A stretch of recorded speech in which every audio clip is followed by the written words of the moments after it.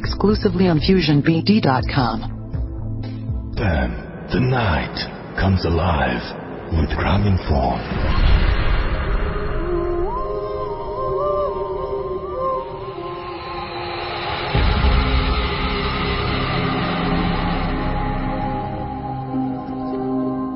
শুনছেন সবসময় রেডিও ফুর্তি 88.0 FM। আমি রাসেল আছের সাথে, আমার সাথে রয়েছে মাসুম, এবং আজকের অতিথিরা আপনাদের সবাইকে স্বাগত জানাচ্ছি ফুর্তি এফএমে। আমি নিয়ম জানিয়ে দিচ্ছি শুরুতে, তবে তার আগে কিছু কথা বলতে চাই। আর সেই কথাগুলো হচ্ছে এরকম যে আমি রিসেন্টলি কয়েক জায়গা থেকে এরকম শুনেছি বিভিন্ন মানুষ ইদানিং, স্পেশালি ঢাকা শহরের কথা আমি বলতে পারি, কারণ আমার বন্ধু বান্ধব যারা পরিচিত মানুষ আছেন তারা সবাই কাছাকাছি ঢাকাতেই থাকেন, এবং তারা বলছেন যে তাদের বাড়িতে খুব অদ্ভুত অদ্ভুত টাইপের ঘটনা ঘটছে। আমি জানতে চাই যে আপনাদের বাসাতে এরকম ঘটনা ঘটছে কিনা। সেটি হচ্ছে যে খুব অদ্ভুত ধরনের কিছু মানুষের সঙ্গে দেখা হয়ে যাচ্ছে, যে মানুষগুলো হয়তো বেঁচে নেই, যে মানুষগুলো হয়তো এই পৃথিবীতে এক্সিস্ট করে না, সে ধরনের মানুষের সাথে দেখা হচ্ছে। তারা বিভিন্ন ধরনের খবর পাঠাচ্ছে। এই জিনিসগুলো মানে কেন হয়, এর যদি কারো উত্তর জানা থাকে ডেফিনেটলি বলবেন। আর সেই সাথে আরো কিছু ঘটনা, সেটা হচ্ছে যে অনেক মানুষ, আমি আজকে যে সমস্ত ব্যাপারে তথ্য দেব, যে আপনাদের মধ্যে অনেকেই আছেন যারা হয়তো অন্ধকারে ভয় পান, রাতের বেলায় শুয়ে থাকলে বোবা ধরে। অনেকেই চান কিভাবে ভয়কে এড়ানো যায়, অনেকেই চান কিভাবে এই সমস্ত জিন বলি বা যাই বলি না কেন, পরি বলি, সেখান থেকে কিভাবে বেঁচে থাকা যায়, মানে অর্থাৎ এগুলোকে এড়িয়ে কিভাবে থাকা যায়, এই সমস্ত ব্যাপারে আজকে আমরা অনেক কথা বলবো। এবং আমি এছাড়াও আরো দারুণ কিছু ঘটনা, এবং আমি বলতে চাই যে আজকের এপিসোডটি it's gonna be one of the best episode, so আপনি অবশ্যই মিস করবেন না, এবং আশা করব যে প্রতিটি ঘটনা আপনার দুর্দান্ত লাগবে। শুরুতে জানিয়েছি কিভাবে আমাদের কমিউনিকেট করতে হবে। আমাদের SMS করতে হলে যেটা করতে হবে, মোবাইলে মেসেজ অপশনে গিয়ে টাইপ করতে হবে ফুর্তি, FORT, ফুর্তি স্পেস আপনার নাম স্পেস আপনার মেসেজ পাঠিয়ে দিতে হবে 9840 নাম্বারে। যদি আমাদের ইমেইল করতে চান, আমাদের ইমেল অ্যাড্রেস হচ্ছে bhutfm@radiofurti.fm, which is BHWTFM@radiofort.fm। আপনার নাম, ঠিকানা এবং ফোন নাম্বার সহ আপনার জীবনে ঘটে যাওয়া সেরা ঘটনা লিখে পাঠিয়ে দিন আমাদের কাছে। ঘটনা শুরুতে অবশ্যই উল্লেখ করুন যে আপনি স্টুডিওতে এসে শেয়ার করতে চান, নাকি আপনি চান আপনার ঘটনা আমরা পড়ে শুনে। আমরা সবচেয়ে বেশি খুশি হই যদি আপনি স্টুডিওতে আসেন এবং আপনি আপনার ঘটনা আমাকে শেয়ার করেন। আর সেই সাথে যারা স্টুডিওতে আসতে চান তাদেরকে উৎসাহিত করেন। আর যারা দেশের বাইরে রয়েছেন তাদের অডিও ক্লিপ পাঠিয়ে দিতে পারেন আমার কাছে। আর আরেকটা জিনিস, সেটা হচ্ছে যে আমাদের ফেসবুক পেজ রয়েছে www.facebook.com/radio.furti, সেখানে ভিজিট করতে পারেন। এছাড়াও www.facebook.com/bhutfm.russell, যেখানে কিছুক্ষণের মধ্যে আমাদের গেস্টদের ছবি আমি পোস্ট করব। গেস্টদের বলা ভুল হচ্ছে, বিকজ একজন মাত্র গেস্ট আজকে শুধুমাত্র ছবি তুলতে রাজি হয়েছেন, বাকি কেউ ছবি তুলতে চাচ্ছেন না। সো বুঝতেই পারছেন যে আজকে আমরা একজনের ছবি দিব। এটা একটা স্পেশালিটি থাকলো আজকের এই এপিসোডে। বাট বাকি সবাই কিন্তু ঘটনা বলতে যথেষ্টই রাজি আছেন। তো আমরা শুরুতে এখন যেটা করব, চলে যাব আমাদের প্রথম অতিথির কাছে। এবং প্রথম অতিথি হচ্ছে, এর আগেও এসেছেন, আজকে অনেকদিন পরে তাকে পেয়েছি। চমৎকার ঘটনা বলেন। আমাদের নাম আমি তিনি যদি কোন নামটা বলে ফেলি আর তিনি কোন নামটা বলতে চান, I don't know, that's why আমি আপনার কাছে নাম জানতে চাইবো। আপনি আপনার পরিচয় যদি দিতে চান তাহলে দিয়ে আপনি আপনার ঘটনা শুরু করতে পারেন। ডিয়ার লিসনার্স, আমি জায়েদ। আমি আগেও আপনাদের সাথে আলাপ করেছি, রেডিও ফুর্তির মাধ্যমে আমার গল্পগুলো শেয়ার করেছি আপনাদের সাথে। আমি আজকে রাসেল ভাইয়ের অনুমতিতে আবার আপনাদের সাথে আরেকটি গল্প শেয়ার করার জন্য এসেছি। আমার আজকের গল্প বেসিক্যালি ঢাকা শহরকে কেন্দ্র করে, রামপুরা এলাকাকে কেন্দ্র করে আমার এই ঘটনা। এবং খুব মজার ঘটনা, সবাই মন দিয়ে শুনবেন। গত বছর 2016 জুলাই 1 তারিখ বেসিক্যালি ঘটনাটা ঘটেছিল জুলাই, ঈদের পরবর্তী দিন ঘটনাটা ঘটেছিল। আপনারা নিশ্চয়ই জানেন যে গত 2016 জুলাই মাসে আমাদের বাংলাদেশে এক ন্যাক্কারজনক ঘটনা ঘটেছিল, এবং সে কারণে ঘটনাটার তারিখগুলো আমার এত ভালোভাবে মনে আছে। তো ঘটনাটা আমি শুরু করছি। আমাদের মেস চেঞ্জ করা হয়েছিল, অর্থাৎ আমরা এক বাসা থেকে শিফট করে আরেক বাসায় আমরা কলিগরা শিফট করেছিলাম। শিফট করা হয়েছিল বেসিক্যালি জুলাইয়ের 1 তারিখে। আমি কিছু ফ্যামিলির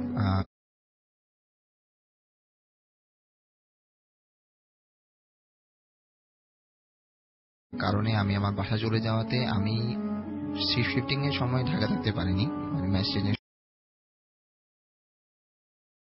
বশত আমি সেদিন রাত্রে গাড়িতে উঠতে পারিনি। পরবর্তী সকালে আমি গাড়িতে উঠলাম এবং অ্যারাউন্ড 11:30-12টার মধ্যে আমি ঢাকা শহরে ছিলাম। তো আমি ওনাকে ঢাকা শহরে পৌঁছার পরে বেশ কয়েকবার, পৌঁছার আগেও এবং পৌঁছানোর পরে আমি বেশ অনেকবার ওনাকে ট্রাই করেছি, ওনার নাম্বারে ফোন দিয়েছি, এবং কিন্তু আমি ওনাকে একবারও ফোনে পাইনি। তো আমি এসে ওনার জন্য অপেক্ষা করছিলাম যেখানে আমাকে অপেক্ষা করতে বলা হয়েছিল, এবং আমি আশা ছিলাম যে উনি আমাকে না পেয়ে থাকলে, সকালবেলা যদি উনি এসে আমাকে না পেয়ে থাকেন তাহলে উনি আমাকে অবশ্যই ফোন করবেন, ভাই আপনি কোথায় আছেন বা কিছু। কিন্তু আমি কোনো ধরনের ওনার কাছ থেকে রিপ্লাই পাইনি। আমি ওখানে অপেক্ষা কিছুক্ষণ থাকার পরে আমি আমার অন্যান্য কলিগদেরকে ফোন করা শুরু করলাম, ভাই বাসার অ্যাড্রেস বলে দেন, আমি কোথায় যাব, কিভাবে যাব, এক্সেট্রা এক্সেট্রা। তো ওনারা জানালেন, ঠিক আছে ভাই, আপনি অমুক জায়গায় রামপুরা এই বাসায় এই বিল্ডিং এততলা আপনি যান, আপনি ওখানে আমাদের নতুন মেস হচ্ছে ওটা। আমি সেই হিসাবে ওখানে পৌঁছালাম। আমি পৌঁছানোর পরে আমাদের মেস ছিল 5 তলায়। তো আমি 5 তলায় যখন উঠলাম তখন আমার যে কলিগ আমাকে রিসিভ করার কথা ছিল, তখন দেখছি যে উনি দরজার তালা বন্ধ করছেন। তো আমি ওনাকে দেখে বললাম যে ভাই আপনি আমাকে রিসিভ করতে আসার কথা, আপনি আমাকে রিসিভ করতে আসেননি কেন? তো উনি আমাকে কোনো রিপ্লাই দেননি সেই মুহূর্তে। আমি ওনাকে বললাম, আপনি কোনো কাজে বাইরে যাচ্ছেন? উনি বললেন এতটুকু বলে উনি আমাকে চাবি দিয়ে উনি বের হয়ে গেল। আমি ওনাকে বললাম যে ভাই আপনি আসার সময় আমার জন্য কিছু খাবার নিয়ে আসবেন, আমার প্রচন্ড খিদা পেয়েছে। তখন অ্যারাউন্ড 1:30-2টা বাজে দুপুর। আমি রুমের মধ্যে চলে গেলাম, সেখানে গিয়ে ঘুমিয়েছিলাম। মাগরিবের সময় আমার যখন ঘুম ভাঙলো, আমি ফ্রেশ হচ্ছিলাম, সেই সময় উনি ঘরের মধ্যে প্রবেশ করছে, আমার কলিগ ঘরের মধ্যে প্রবেশ করে উনি আমাকে দেখে মোটামুটি একটু আটকে ওঠার পর উনি আমাকে বলতেছে যে আপনি কোথা থেকে আসলেন? তো আমি বললাম, আমি কোথা থেকে আসলাম মানে কি, আমি জাস্ট এমনি ফান করে হেসে কথাটাকে উড়িয়ে দিলাম। তো উনি ভাবলো যে উনি সকালবেলা যখন আমাকে নিচে নামছে তখন উনি দারোয়ানকে চাবি দিয়ে গেছে একটা, যাতে আমি আসলে চাবিটা আমি পেয়ে যাই। ঘটনাটা তখন ঘটলো যখন আমি ওনাকে জিজ্ঞেস করলাম যে ভাই আমার জন্য আপনি কোনো খাবার নিয়ে এসেছেন কিনা। তখন উনি বলে যে ভাই আপনার জন্য আমি খাবার কেন আসবো, আপনি যে এসেছেন সেটাই তো আমি জানি না। আমি বললাম, ভাই আপনি কি বলছেন, সকালবেলায় তো আপনি আমাকে দরজা খুলে দিয়ে গেলেন, আপনি কিভাবে বুঝলেন যে আমি বাসায় কিভাবে ঢুকলাম? তিনি বলে যে না, আমি তো নিজে দারোয়ানের কাছে চাবি নিয়ে রেখে গেছি, আপনি হয়তো চাবি নিয়ে আসছেন, আমি এটা ভাবছি। আমি বলছি না ভাই, আমি তো কোনো চাবি নিয়ে আসিনি, আমি তো উপরে এসে দেখি যে আপনি দরজা বন্ধ করতেছেন। আমি আপনাকে বললাম যে ভাই আমাকে চাবি দিয়ে যান, আমি থাকি, আপনি আমার জন্য খাবার নিয়ে আসেন। তো উনি কিছুটা অবাক হলো এবং মোটামুটি একটা লেভেলে বলে যে উনি আমার কথা বিশ্বাস করেনি, হয়তো উনি ভাবছে আমি ওনার সাথে ফান করছি।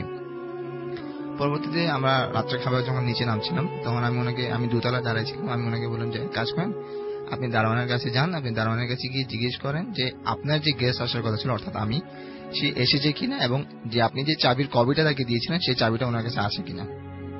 তো উনি নিচে নেমে আসে, আমি সিঁড়ির আড়ালে দাঁড়ায় কথা শুনতেছি ওনাদের। তো দারোয়ানকে উনি জিজ্ঞেস করলো যে আমার একটা গেস্ট আসার কথা ছিল, উনি কি এসেছেন? তখন দারোয়ান বললো যে না স্যার, আপনার তো কোনো গেস্ট আসেনি, তুমি বলে ঠিক আছে তুমি চাবি নিয়ে আসো। তো ও রুমে গেল, রুমে গিয়ে অনেকক্ষণ খোঁজাখুঁজি করে বলে স্যার আমি চাবি কোথায় রাখছি, আমি এখন খুঁজে পাচ্ছি না। তো উনি বলল আচ্ছা ঠিক আছে, সমস্যা নেই, আমি পরে চাবি নিয়ে নিব। তো এই ঘটনাতে উনি আসলে বুঝতে পারছে যে এখানে কিছু একটা ঘটে গেছে। আমিও মোটামুটি, কারণ আমি মোটামুটি এই ধরনের ঘটনা একটু অভ্যস্ত, তাই আমি বুঝতে পারছি যে কিছুটা বড় কিছু ঘটেছে এখানে।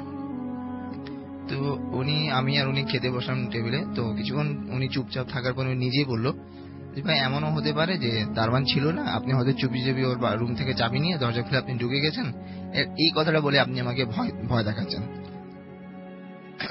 আমার বেসিক্যালি ইচ্ছা ছিল যে কথাটা যাতে এভাবেই শেষ হয়ে যাক, কারণ আমি অভ্যস্ত এই ঘটনাগুলোর সাথে, কিন্তু উনি অভ্যস্ত না।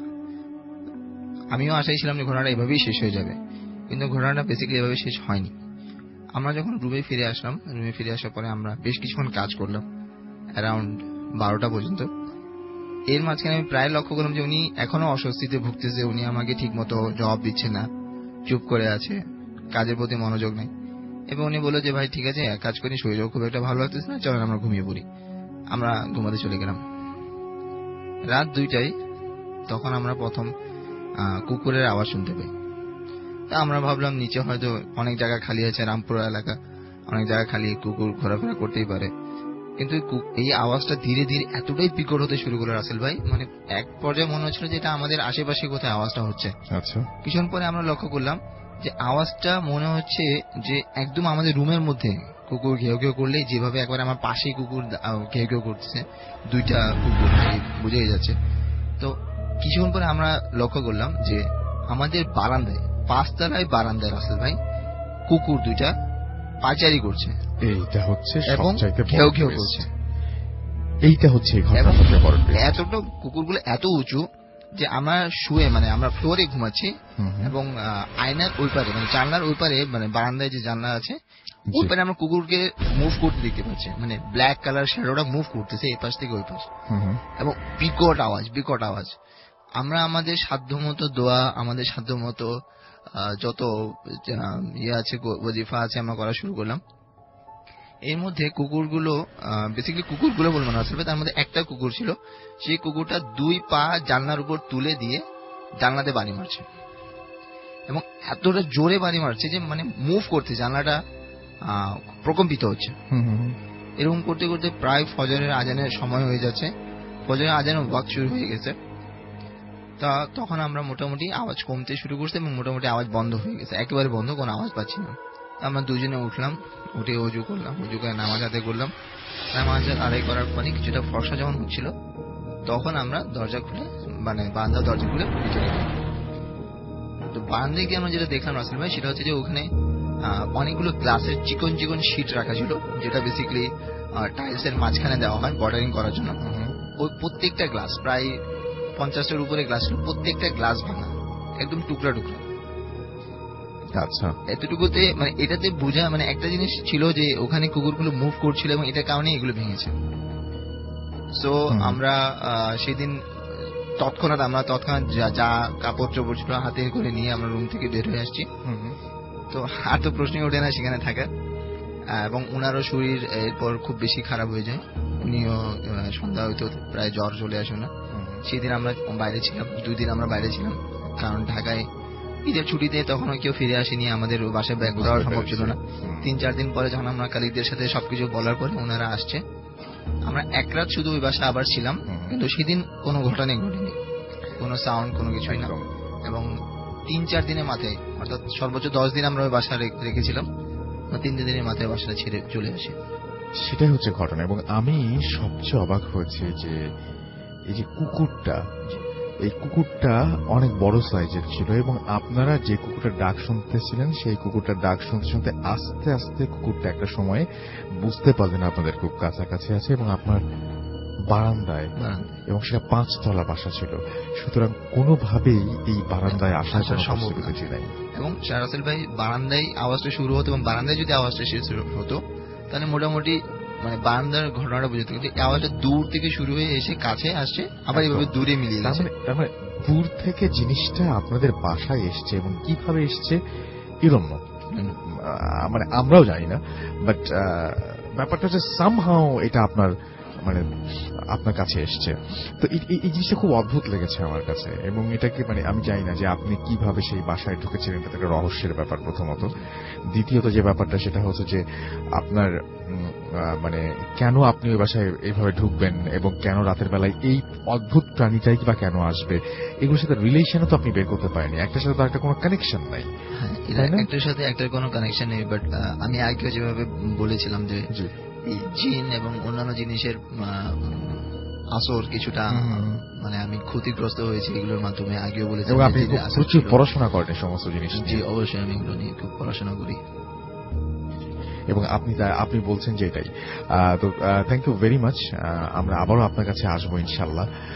তার আগে আমরা একটু কিছু SMS পড়ে ফেলতে চাই, এবং আপনাদের সাথে আমরা যে বিষয়গুলো নিয়ে আলোচনা করতে চাই সেই আলোচনা তো আমরা তারপরে যাব।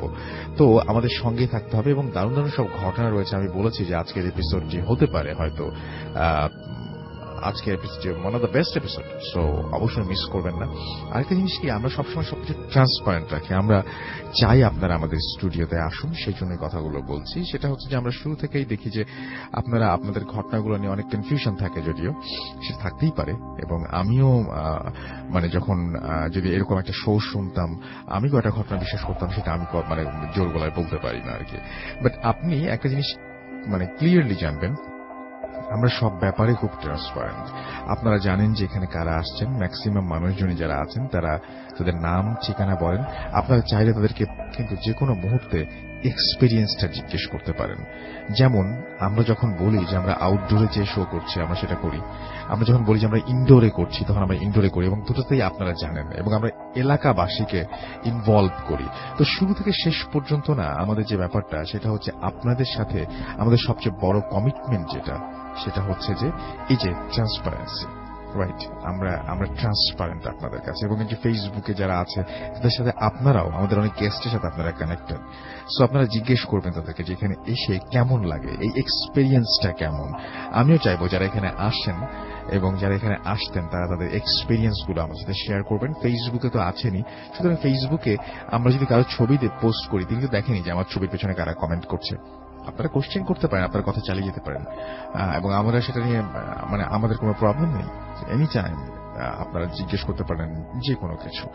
যাই হোক, ইমরান আমাকে এসএমএস করেছেন মহাখালী থেকে, এবং আমাকে এসএমএস, এবং তার কাছে এখনো ভয় লাগছে না যদিও। সাগর আমাকে এসএমএস করেছেন, লিখেছেন ডোন্ট স্টপ দ্য ফুর্তি, খুলনা থেকে লিখেছেন তিনি। ফিরোজ আমাকে এসএমএস করেছেন এবং তিনি বলছেন যে নাইস স্টোরি। সজীব আমাকে এসএমএস করেছেন এবং আমাকে এসএমএস করেছেন খুলনা থেকে আনোয়ার এবং তার ওয়াইফ আফরিন। তারা ড্রাইভ করছেন এবং ভূত এফএম শুনছেন। জ্যাকলিন আমাকে নাটো থেকে এসএমএস করেছেন। দীপ লিখেছেন ফার্স্ট স্টোরিটা ভালো ছিল। ইয়েস, আমার কাছে অদ্ভুত লেগেছে স্টোরিটা। লুৎফুল আমাকে এসএমএস করেছেন এবং স্টোরিটা অনেক ভালো হয়েছে তাই লিখেছেন। শুভ মিরপুর 12 থেকে লিখেছেন যে আমার বাসাতেও একদিন মানে আমার তিনি তার মনে হচ্ছে তার বাসাতে এখন এই কুকুরটা চলে আসবে আর কি। রাজন আমাকে এসএমএস করেছেন দুর্গাপুর রাজশাহী থেকে। ফার্স্ট স্টোরি জাস্ট অসম লেগেছে তার কাছে। হাসান খান আমাদের এসএমএস করেছেন বিশ্বনাথ সিলেট থেকে। কাইফ আমাদের এসএমএস করেছেন ফার্স্ট স্টোরি ওয়াজ নাইস। আমাদেরকে শাওন এসএমএস করেছেন এবং আমাদেরকে, এবং তিনি বলেছেন যে আজ তিনি কিছু কিছু ঘটনা জানেন যেগুলো হচ্ছে 1970 থেকে 1990 এর মধ্যে ঘটেছে, এবং তিনি বলছেন যে আই ক্যান্ট ইউজ ইন্টারনেট, এবং তিনি বলেছেন যদি তিনি কালেক্ট করতে চান তাহলে না, ফোন নাম্বার দিয়েছেন। বাট আপনাকে কারো না কারো মাধ্যমে এই ফোন নাম্বার দিয়ে হলো আপনাকে অ্যাটলিস্ট একটা ইমেইল আমাদের পাঠাতে হবে। ইফ ইট গেটস সিলেক্টেড দেন আমরা আপনাকে ইনভাইট করবো বা এই ফোন নাম্বার তখন আমাদের কাজে আসবে। বাট তার আগে পর্যন্ত আমাদের আসলে এই ফোন নাম্বার নিয়ে কোনো লাভ নেই। এটা নিয়মটা সবার জন্যই। সো কিছু মনে করবেন না। যারা মনে করেন যে ইমেইল করাতে ঝামেলা আছে বা ইমেইল করতে পারেন না, ফেসবুক থেকে কিন্তু আমাদের ঘটনা পাঠানো যায় এখন, তাই না? আমাদের যে পেজ রয়েছে www.facebook.com/redwordfurti এবং ভূতফম.রাসেল, সেখানে আপনি গিয়ে কিন্তু আপনি ইমেইল করে দিতে পারবেন। সেটাতে যদি আপনার কোনো প্রবলেম হয়, কারো হেল্প নেন প্লিজ এবং আমাদের পাঠিয়ে দেন, কারণ আপনার পাঠানো ঘটনা কিন্তু আমাদের ভীষণ দরকার। তাজ আমাদের এসএমএস করেছেন এবং আপনাদের জন্যই আমরা বেশি চিন্তা করবেন না, আমরা প্ল্যান করে রাখছি যে আমরা আস্তে আস্তে আরো বেশি আপনাদের কাছে যাওয়া আসাটা বাড়িয়ে দেব, যাতে করে আপনারা এটা করতে পারেন। এবং আমাদের বিভিন্ন শহরে আমাদের ফ্যান ক্লাব রয়েছে, সেই ফ্যান ক্লাবেও ভূত এফএম ফ্যান ক্লাব, সেখানে যে আপনারা ঘটনা তাদের হেল্প নিয়ে ঘটনা পাঠাতে পারেন। সো আমার মনে হয় যে এটা এমন কোনো ডিফিকাল্ট কিছু না, একটু চেষ্টা করলেই পারবেন। প্লিজ আমাদের জন্য এটা করেন, যাতে প্রতি সপ্তাহে দারুণ দারুণ সব ঘটনা আপনাদের কাছে ফিরে আসতে পারি। আমরা যাব আমাদের পরবর্তী অতিথির কাছে, এবং তিনি হচ্ছে হাফিজ সাহেব, আমাদের মঈনুদ্দিন ভাই, এবং তার কাছে আমি যে প্রশ্নগুলো আমি বলছিলাম যে আপনাদের অনেক ধরনের প্রশ্ন থাকে, তারপর একটা চমৎকার ব্ল্যাক ম্যাজিকের ঘটনা তিনি বলবেন, সেই ঘটনাটা আমরা শুনবো। তবে তার আগে তার কাছে আমি কিছু প্রশ্ন জানতে চাই। আচ্ছা মঈনুদ্দিন ভাই, আসসালামু আলাইকুম। আচ্ছা, এই যে আমরা কথা বলছিলাম মানুষ যে ভয় পায় বিভিন্ন সময়, যেমন এই যে অনেকেরই প্রবলেম থাকে যে রাতের বেলায় শুলে বোবা ভূত, যারা কেউ বলেন যে, কেউ আবার অনেক বৈজ্ঞানিক ব্যাখ্যাও দেন এটা নিয়ে। হ্যাঁ, সায়েন্টিফিক অনেক ইয়ে আছে, এক্সপ্লেনেশন আছে এটার।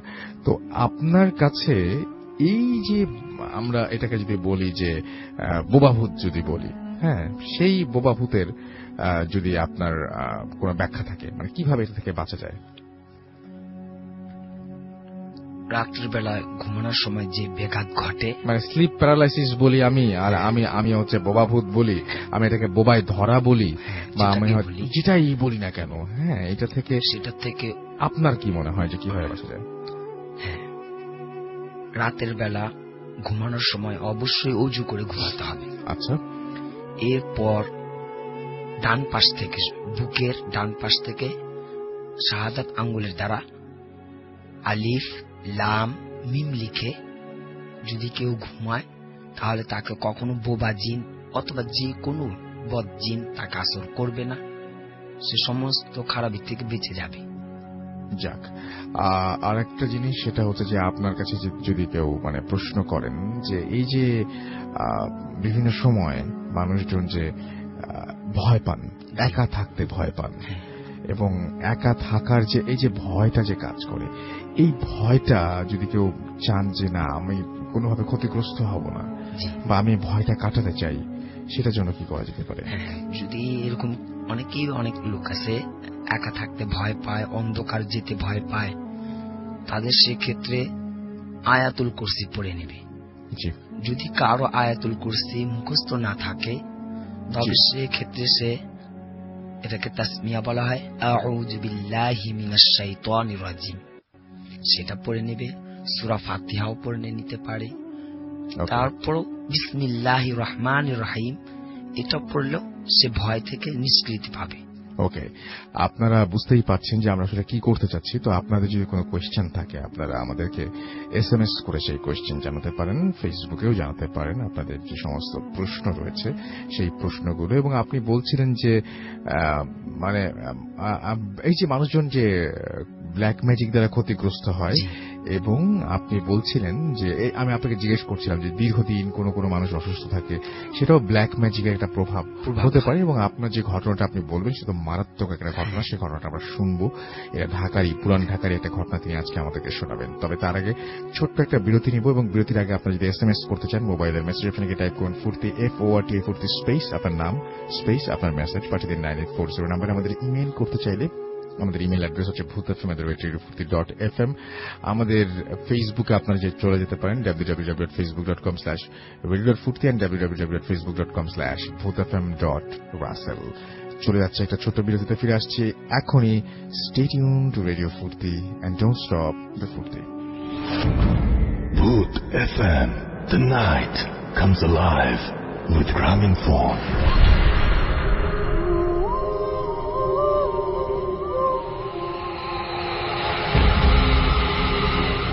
Welcome back. শুনছেন সবসময় রেডিও ফুর্তি 8.0 FM। আমি রাসেল আছি সাথে, আমার সাথে রয়েছে মাসুম ভাই এবং আজকের অতিথিরা। এখন যে ঘটনাটা রয়েছে, আমাদের কিন্তু পরে আরো অসংখ্য ভালো ঘটনা রয়েছে, সুতরাং আপনারা সঙ্গে থাকুন। কিন্তু আমাদের যে ঘটনাটা রয়েছে সেটা ইমেইল, এবং এটা একজন পুলিশ সদস্য পাঠিয়েছেন।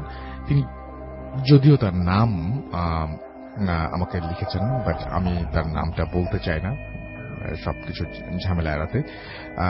তিনি লিখেন, রাসেল ভাই আমি জানতে চাইব না আপনি কেমন আছেন, জানিয়ে ভালো আছেন এবং সবসময় ভালো তলে। আমি আমার জীবনের ভয়ঙ্কর একটা ঘটনা শেয়ার করব। আমার নাম অমুক, আমার দেশের বাড়ি কুষ্টিয়াতে, আমি একজন পুলিশ কনস্টেবল এবং আমি ঢাকায় কর্মরত আছি। ঘটনাটি আমার কর্মস্থলে। কথা না বাড়িয়ে আমি ঘটনায় যাচ্ছি। ঘটনাটি 1 বছর আগে। একদিন রাতে আমি রামপুরার একটি চেকপোস্টে ডিউটি করছিলাম।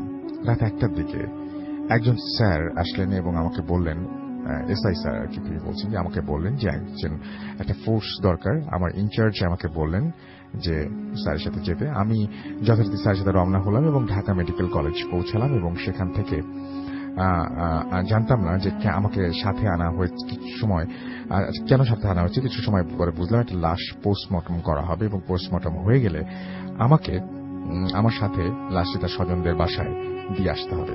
কোথায় দিয়ে আসতে হবে সেটাও লিখেছেন, বাট আমি সেটা পড়ছি না। লাশটি যখন আমার সামনে দিয়ে গেল, তখন আমি লাশটির চেহারা দেখলাম একটা ছেলের লাশ, 20 কি 23 হবে। বুঝলাম এটা রোড অ্যাক্সিডেন্ট কেস। আমি যথারীতি বসে থাকলাম এবং পোস্টমর্টম হয়ে গেল। স্যারের সাথে লাশটা তার বাড়িতে পৌঁছে দিয়ে নিজের পোস্টে ফিরে গেলাম। আমি বুঝতে পারছিলাম শরীরটা ভারী লাগছে, তাই ভালো করে হাত মুখ ধুয়ে নিলাম। তারপর বেশ কিছুদিন কেটে গেল। কিছুদিন পর আবার ওখানেই নাইট ডিউটি পড়ল। রাত 3টার দিকে আমি চেকপোস্টের পাশে একটা চেয়ারে বসেছিলাম। হঠাৎ দেখলাম একটু দূরে রাস্তা থেকে একটু নিচে আবছা আলোতে একটা ছেলে বসে আছে। এত রাতে এখানে বসে থাকা, আমি অবাক হই। আমি কৌতূহল বশত একটু কাছে গিয়ে জিজ্ঞেস করলাম, এই তুমি কে, এখানে বসে আছো কেন? তখন ছেলেটি আমার দিকে তাকালো, আর আমি যা দেখলাম তার জন্য আমি তৈরি ছিলাম না। আমি দেখলাম সেই ছেলেটি বসে আছে যার কিছুদিন আগে আমি পোস্টমর্টম করিয়েছি। সে আমার দিকে তাকিয়ে হাসছে। আমি তখন সেন্সলেস হয়ে পড়ে যাই। পরে আমি নিজেকে হাসপাতালের বেডে আবিষ্কার করি এবং আমার ফ্রেন্ডরা বলেছিল আমি নাকি রাস্তার এক পাশে কাদার ভেতরে পড়েছিলাম। তখন আমি কাউকে ঘটনাটি বলিনি। ঘটনাটি আমি আমার এক সম্পর্কের নানাকে জানালাম। তিনি খুব পরহেজগার লোক ছিলেন। তিনি আমাকে একটা দোয়া শিখিয়ে দিলেন এবং বললেন, এটা রোজ পড়তে, তাহলে আর সমস্যা হবে না। তারপর থেকে আর এমন হয়নি। আমি জানি না আমি কেন দেখলাম ওকে, উত্তরটা আজও জানা নেই। এবং চাকরির কারণে সময় সুযোগ করে আসতে পারবো না জানি, তাই আমি চাই আমার ঘটনা ভালো লাগলে আপনি পড়ে শোনাবেন। নাম দিয়েছেন, তারপরে phone number. Thank you very much. ঘটনাটা খুব অদ্ভুত লেগেছে। যে মানুষটিকে আপনি দেখেছেন মৃত অবস্থায়, সেই মানুষটিকে আবারও সামনাসামনি দেখা। আমি আজকের ভূত এফএম শুরু করেছিলাম এইরকম একটা সমস্যার কথা দিয়ে। দেখা যাক এরকম সমস্যা আরো পাওয়া যায় কিনা। আমরা আবারও চলে যাব আমাদের প্রথম অতিথির কাছে। তার আরো একটা ঘটনা আছে না, আরেকটা ঘটনা আছে বোধ হয় না, সেই ঘটনাটা আমরা শুনে ফেলি, তারপর আমরা মাইনুদ্দিন ভাইয়ের কাছে আসবো।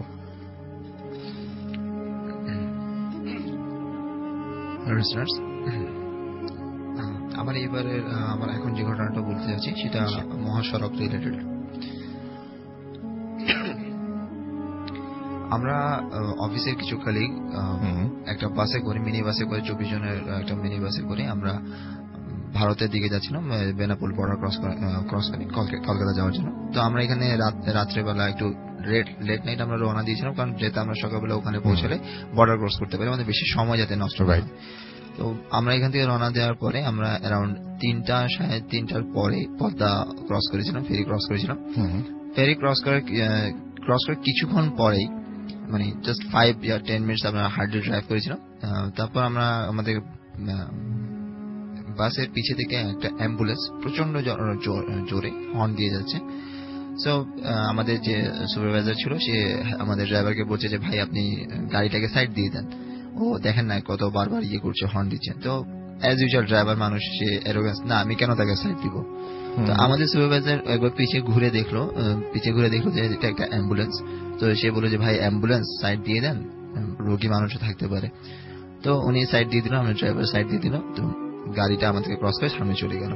বলে রাখছি যে আমি ফ্রন্ট সিটে ছিলাম এবং আমার সাথে আমার খুব ক্লোজ একজন কলিগ ছিল। আমরা দুজনেই জেগেছিলাম, গল্প করছিলাম। আমরা দেখছিলাম যে আমাদের সামনে অ্যাম্বুলেন্স চলে এসেছে এবং বাসের আলোতে আমরা স্পষ্ট অ্যাম্বুলেন্সকে দেখতে পাচ্ছি। অ্যাম্বুলেন্সের গায়ে লেখা অ্যাম্বুলেন্স, লাশবাহী গাড়ি, দুটোই আমরা আমরা খুব সুন্দর করে লক্ষ্য করছি, নাম্বার দেওয়া সবকিছু। কিছুক্ষণ পর একেবারে চোখের সামনে থেকে রাসেল ভাই গাড়িটা একদম ভ্যানিশ, নাই, একবার কিছু নাই যাতে ওখানে, মুহূর্তের মধ্যে। এটা দেখার পর সুপারভাইজার একটু শকড, মোস্ট প্রবাবলি সুপারভাইজার নতুন ছিল। সে ড্রাইভার বলছে ভাই এটা কি হলো? তো ড্রাইভার বললো এগুলো হয় রাস্তাঘাটে, এগুলো হয়, এগুলোর দিকে এত নজর দিতে নেই, চুপচাপ থাক, শান্ত থাক। তো এটার পর থেকে দেখলাম যে সুপারভাইজার নিজে একটু মানে কেমন গুটিয়ে গেল, ইঞ্জিনের উপর বসে পড়লো। কিছুক্ষণ যাওয়ার পরে আমরা দেখলাম যে ওই অ্যাম্বুলেন্সে রাসেল ভাই রাস্তার এক পাশে উল্টে পড়ে আছে এবং একজন ওয়ার্ড বয় সে হাত দিয়ে আমাদের বাসকে থামানোর চেষ্টা করছে যে আমাদের অ্যাক্সিডেন্ট হয়েছে, আমাদের হেল্পের দরকার। তো আমাদের ড্রাইভার কি করলো, ক্রস করে, খুব দ্রুত ক্রস করে চলে গেছে ওই অ্যাম্বুলেন্সকে। তো এটা দেখে সুপারভাইজার আবার একটু রেগে গেল। সুপারভাইজার রেগে বললো, আরে আপনি দেখছেন ভাই অ্যাম্বুলেন্স অ্যাক্সিডেন্ট হয়েছে, আপনি গাড়ি থামাবেন, এটা কোনো কথা হলো? মানবতা বলে কিছু আছে? তো ড্রাইভার বারবার ওনাকে এটা বোঝাচ্ছে যে ভাই এগুলো নিয়ে তুই মাথায় ঘামাইস না, যদি দেখছোস কি হয়েছে। কিন্তু ও তারপরে ওর এটা মাথায় ঢুকতেছে না। তো যেহেতু এই আলাপ এতটুকু চলছে, তো গাড়িটা বেশ অনেকটুকু সামনে চলে গেছে, আমাদের গাড়ি বেশ ফাস্ট ছিল। তো কিছুক্ষণ পরে যখন এই চিল্লাচিল্লি সুপারভাইজার এবং ড্রাইভারের আওয়াজ শুনে কয়েকজন স্যার, আমাদের সিনিয়র স্যার ছিলেন, ওনারা জেগে উঠছে। তারা জিজ্ঞেস করলেন যে ভাই কি সমস্যা? তো এরকম স্যার, আমাদের একটা অ্যাম্বুলেন্স পিছিয়ে দেখলাম অ্যাক্সিডেন্ট হয়েছে, উনি থামাচ্ছে না। তো স্যাররা বলেন যে না, এটা তো কোনো না, তুমি গাড়ি ব্যাক করো। তো আমরা গাড়ি ব্যাক করে আবার ফিরে আসলাম এবং ওই স্পটে এসে দেখি রাসেল ভাই দেয়ার ইজ নাথিং, একটা গাড়ি অ্যাক্সিডেন্ট করলে, পড়ে গেলে একটা লরি সেটাকে নিয়ে যাবে, যতটুকু সময় প্রয়োজন তাও যায়নি। এখানে কোনো চিহ্ন নেই যে একটা গাড়ি পড়ে গেছে, কেউ আহত হয়েছে, কোনো গাড়ি গাছে ধাক্কা খেয়েছে, রোডে ধাক্কা খেয়েছে, কোনো কিছুর কোনো চিহ্ন নেই, কমপ্লিটলি ভ্যানিশড। তো এটার পরে আমাদের যে সুপারভাইজার ছিল যথেষ্ট হয়েছে এবং ক্যালকাটা যাওয়ার পরে সে অসুস্থ ছিল এবং সে এতটাই অসুস্থ ছিল যে অলমোস্ট সে 6 মাসের মতো অসুস্থ ছিল এবং তার হাফ বডি প্যারালাইজড হয়ে গেছে। ও মাই গড। এবং সে ক্যালকাটায় ট্রিটমেন্টে ছিল। এখন কিছুদিন আগে সে ট্রিটমেন্ট শেষ করে দেশে ব্যাক করেছে। Thank you very much. আমরা চলে যাই আমাদের মঈনুদ্দিন ভাইয়ের কাছে। এবার আমরা সেই ব্ল্যাক ম্যাজিকের ঘটনাটা শুনবো এবং ব্ল্যাক ম্যাজিক নিয়ে আরো ঘটনা হয়তো পরে থাকতেও পারে। আমরা চলে যাচ্ছি আমাদের পরবর্তী ঘটনা। আরেকবার শুরু করতে হবে। হ্যাঁ, কলেজে পড়ুয়া ছাত্রী, তুমি একজন তান্ত্রিকের কাছে গেছেন, ওনার একজন ছেলে বন্ধুকে তার মনের ভিতরে আনার জন্য, তার প্রেমে যেন সে আকৃষ্ট হয়, তাকে ভালোবাসে, সেই জন্য তাকে ভুলে না যায়। তো সে তান্ত্রিক তার কাছ থেকে বললো যে ঠিক আছে, আমি এনে দেব, তোমার মাথার চুল দিয়ে যাও। তার কপালের উপর থেকে সে মাথার চুল নিয়ে গেছে এবং নাম নিল, তার নাম, তার মার নাম নিল।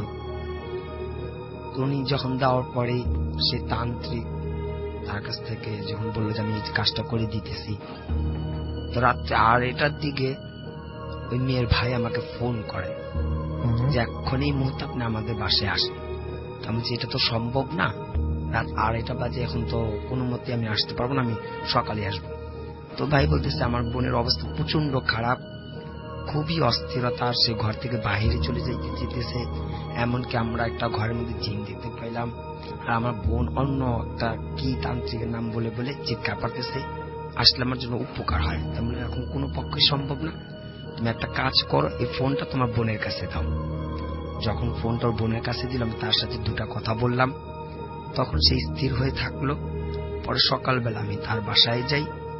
যখন আমি তার বিছানার উপরে বসি, বিছানায় বসার পর পুরো আমার শরীরটার মধ্যে তার বিছানার থেকে গরম বাতাস চলে আসতেছে।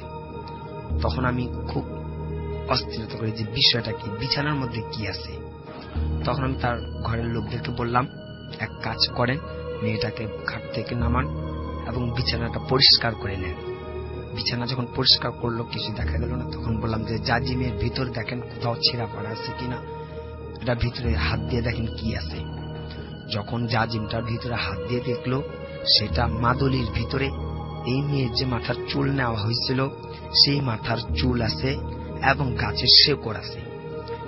যে তান্ত্রিকের কাছে যে মেয়েটি গিয়েছিল, সেটা জিনের চালার মাধ্যমে কালো জাদু করে সেই মাদুলিটা ঘরের মধ্যে রাখা হয়। আর সেই রাত্রিতেই তার ঘর যে জানলা বন্ধ ছিল, দরজা বন্ধ ছিল, জানালা ফুটো করে, গ্লাসটাকে ফুটো করে সেই জিনটা চলে আসে ঘরের ভিতরে। মেয়েটা সেই জিনটাকে দেখতেছে, সে তার তান্ত্রিক যার কাছে গিয়েছিল সে তাকে দেখতেছে, আর তার ঘরের ফ্যামিলি সবাই দেখতেছে। এটা একটা বদ জিনের মতো দেখতে, খুব খারাপ অবস্থা। ওরা সবাই ভয় পাইতেছিল, কিন্তু মেয়েটাই শুধু বলতেছিল আপনি এত রাতে আমার ঘরে কেন আসলেন, কি প্রয়োজন। উনি এক্ষুনি চলে যেতে চেয়েছিল বাসার থেকে, যে ঠিক আছে আমি আপনার সাথে চলে যেতেছি, মেয়েটা বারবার বলতেছে দরজা খুলে দাও, আমি তান্ত্রিকের সাথে বাইরে যাব। তো ওরা সবাই অবাক যে আমরা তান্ত্রিক বা কোনো কিছু দেখতেছি না, যার নাম বলতেছে আমরা কিছুই দেখতেছি না, আমরা তো বদ জিন একটা দেখতেছি, খারাপ কেমন দেখা যায়, আর ও কি বলতেছে। তখন ওই মেয়েটাকে আমি যখন বললাম ঠিক আছে যাও তুমি অজু করে আসো, আমি তোমাকে দেখব। যখন সে অজু করার জন্য ঘর থেকে ওয়াশরুমের দিকে যায়, তখন সামনের দিক থেকে তাকে ধাক্কা মারে। সামনের দিক থেকে যখন ধাক্কা মারে সে পড়ে যায়, তখন তার গার্জেনদের বললাম তাকে তুলেন, উঠিয়ে আপনার সাথে 2 জন মিলে যান, যাকে অজু করে নিয়ে আসেন।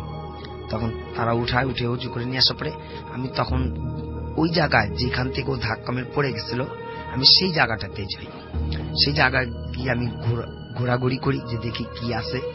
আমি ওই ঘরটা তো যেখান থেকে ও পড়ে গেল সেখানেও আমি দেখতে পেলাম যে একই অবস্থা, যে প্রচন্ড গরম বাতাস বেরোইতেছে। তখন আমি দেখতেছি ওই জিন যে পাঠানো হয়েছিল চালানো করে সেই ঘরের মধ্যে সে এখনো আছে। পরবর্তীতে মেয়েটাকে যখন অজু করে বসালাম, বসিয়ে আমি যখন বসছে তখন আমি তার গালের মধ্যে ব্রণের মতো একেবারে খুব এখনই সেই গালগুলো থেকে লাল লাল দাগ ব্রণগুলো এক্ষুনি উঠা মাত্র উঠছে। তখন দেখলাম যে সেই জিনটা তাকে চর মারছিল। চর মার থেকে উঠছে ওই জিনিসগুলো গাল থেকে। এই যে এখন যে চর মারছে, চর মেরে যে ওকে ফেলে দিছিল, সেটাই এখন একেবারে দাগটা।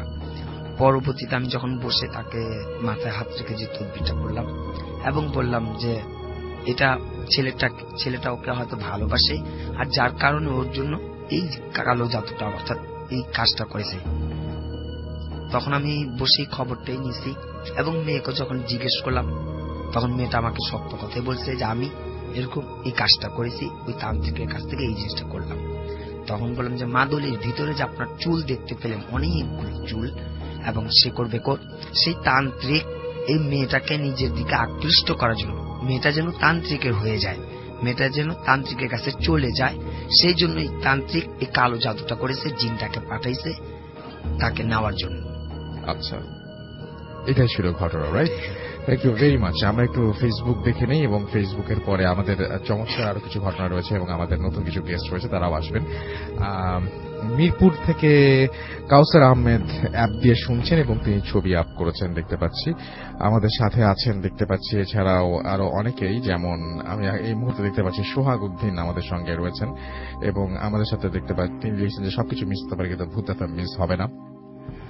সুকান্ত বিশ্বাস আমাকে একই কথা লিখেছেন, হারানো দিনগুলো আমাদের লিখেছেন আই লাভ ভূত এফএম। আয়েশা খান মিমি লিখেছেন আমিও শুনছি। আমাদেরকে দেখতে পাচ্ছি যে ওয়ান ম্যান আর্মি লিখেছেন হ্যালো রাসেল ভাই, এবং তিনি সাগর ভূত এফএমের নিউ ফ্রেন্ড সেটা লিখেছেন, সিলেট থেকে তিনি লিখছেন। এগুলো সব ফেসবুক থেকে পড়ছি কিন্তু আমাদেরকে দেখতে পাচ্ছি আসিফ নেওয়াজ আমাদের সাথে আছেন এবং তিনি নোয়াখালী থেকে আমাদেরকে শুনছেন এবং তিনি বলছেন যে আগে শুনতে চাইলেও শুনতে পারতাম না, বাট এখন তিনি শুনতে পাচ্ছেন এবং ভালোভাবেই শুনতে পাচ্ছেন। শেখ জব্বার আমাদের সাথে আছেন, অ্যাপ দিয়ে শুনছেন। কামাল আমাদের সাথে আছেন, নিউ ইয়র্ক সিটি থেকে তিনি শুনছেন, কামাল হোসেন, এবং অ্যাপ দিয়ে তিনি শুনছেন ফুল ভলিউমে। আমাদেরকে দেখতে পাচ্ছি এছাড়াও এখানে আছেন মোহাম্মদ আবু ইউসুফ এবং তিনি এবং তার কিছু ফ্রেন্ড আছে ইউনিভার্সিটি থেকে, তারা শুনছেন ভূত এফএম এই মুহূর্তে। আমাদের দেখতে পাচ্ছি তারেক আজিজ আছেন আমাদের সঙ্গে এবং আমাদের সাথে আছেন দেখতে পাচ্ছি তিনিও শুনছেন আমাদেরকে, সেটা জানিয়েছেন আমাদেরকে। এছাড়াও দেখতে পাচ্ছি যে রাইমা সুলতানা আছেন আমাদের সঙ্গে, সেকেন্ড স্টোরিটা ইন্টারেস্টিং লেগেছিল তার কাছে। আমাদেরকে কামরুল হাসান রকি লিখেছেন ভূত এফএমের সাথে তিনি আছেন আফটার লং টাইম, তিনি আবারও ফিরে এসছেন আমাদেরকে। এছাড়াও সম্রাট সর্দার বলছেন যে আমি সম্রাট রংপুর থেকে শুনছি। এস কে সাজু খান আমাদের সঙ্গে রয়েছেন, আমাদের সঙ্গে রয়েছেন আরো অনেকেই। আপনি যদি আমাদের এখানে কমেন্ট করতে চান তাহলে চলে যান www.facebook.com/bhutfm.russell। এছাড়া আপনি চলে যেতে পারেন www.facebook.com/radio.furti। এছাড়া আপনি চলে যেতে পারেন আমাদের টুইটার পেজে এবং সেখানে যে আপনি আরজে রাসেল সার্চ দিয়ে আপনি সেখানে আরজে রাসেল সার্চ দিয়ে আপনি পেতে পারেন সেখানে। তো রাসেল_ভূত এফএম এই নামে পেয়ে যাবেন আপনি। তো যাই হোক, আমাদের এইখানে যদি আপনি এসএমএস করতে চান, মোবাইলের মেসেজ আপনাকে টাইপ করুন ফুর্তি FORT ফুর্তি স্পেস আপনার নাম স্পেস আপনার মেসেজ পাঠিয়ে দিন 9840 নম্বরে। আমরা এবার একটা ছোট্ট ঘটনায় যাব, ছোট্ট না বেশ বড় ঘটনাতেই যাব আমরা, এবং সেই ঘটনাটা আরো একটা ইমেল, এবং সেই ইমেলটা আমি এখন এই মুহূর্তে পড়ছি আপনাদের জন্য। ঠিক যেভাবে লিখেছেন সেভাবেই পড়ছি যে রাসেল ভাই আশা করি ভালো আছেন, অনিবার্য কারণে আমার নাম প্রকাশ করবেন না। এবং তারপরে তিনি তার নাম লিখেছেন, তারপরে লিখছেন, আমি পুরান ঢাকার শাঁখারি বাজার থেকে লিখছি। আমি ভূত এফএমের একজন অন্ধ ভক্ত। আজকে আমি আপনাদের সাথে আমার জীবনে ঘটে যাওয়া একটা সত্য ঘটনা শেয়ার করতে চাচ্ছি, যেটা আজও আমার জীবনে বর্তমান। কাজের চাপের কারণে স্টুডিওতে এসে ঘটনা শেয়ার করতে পারলাম না, তার জন্য আমি দুঃখিত। যদিও জানি না আমার ঘটনাটা কতটুকু আপনাদের কাছে বিশ্বাসযোগ্য মনে হবে, তবু আমি বলছি। আমি একজন পাথরের নাম ফলক খোদাইয়ের কাজ করি। সবসময় আমি আমার অফিসে পাথর খোদাই করে থাকি, কিন্তু একদিন এক কাস্টমার আমার বসকে ফোন দিয়ে বলে যে তার পাথরের বানান ভুল হয়েছে। সেই পাথরটি একটি কবরস্থানের কবর জিয়ারতের পাথর ছিল এবং সেটি ইতোমধ্যে স্থাপিত করে ফেলা হয়েছে, বিধায় আমাকে সেই স্থানে গিয়ে পাথরের লেখা ভুলটি সংশোধন করে দিয়ে আসতে হবে। সেই রকমই আমার বস বললেন। তারিখটা ছিল 1/2/2017, রোজ বৃহস্পতিবার। সেই দিন মানে 2 তারিখ, মানে জানুয়ারি মাসের 2 তারিখ সম্ভবত উনি বলছেন। সেই দিন আমাকে সেই কাজে পাঠানো হয়েছিল। আমাকে যেখানে যেতে হবে সেই জায়গাটি ছিল মানিকগঞ্জের সিঙ্গাইলের আশেপাশের কোন একটি কবরস্থান। বলে রাখা ভালো যে আমি এর আগে কোনোদিন মানিকগঞ্জ যাইনি।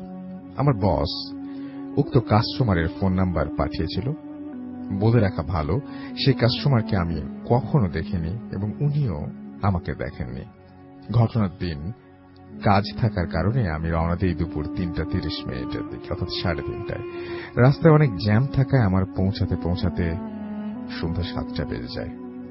আমি সিঙ্গাইর বাস স্ট্যান্ডে নেমে সেই কাস্টমারকে ফোন দেই। সে আমার ফোন রিসিভ করে বলে বাস স্ট্যান্ডের ডান দিকে শফিক ভাইয়ের মিষ্টির দোকানের সামনে অপেক্ষা করতে, এবং সে ওইখানে তার লোক পাঠাবে এবং আমাকে সেই লোক রিসিভ করবে।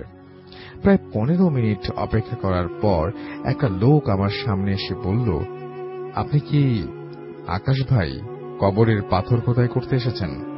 আমি বললাম হ্যাঁ। উনি বলল, আমাকে রিয়াজ ভাই পাঠিয়েছেন আপনাকে নিয়ে যাওয়ার জন্য। বলে রাখা ভালো, ওই কাস্টমারের নাম রিয়াজ উদ্দিন। এইবার আমি আপনাদের সেই লোকটির বর্ণনা দেব যিনি আমাকে রিসিভ করতে এসেছেন।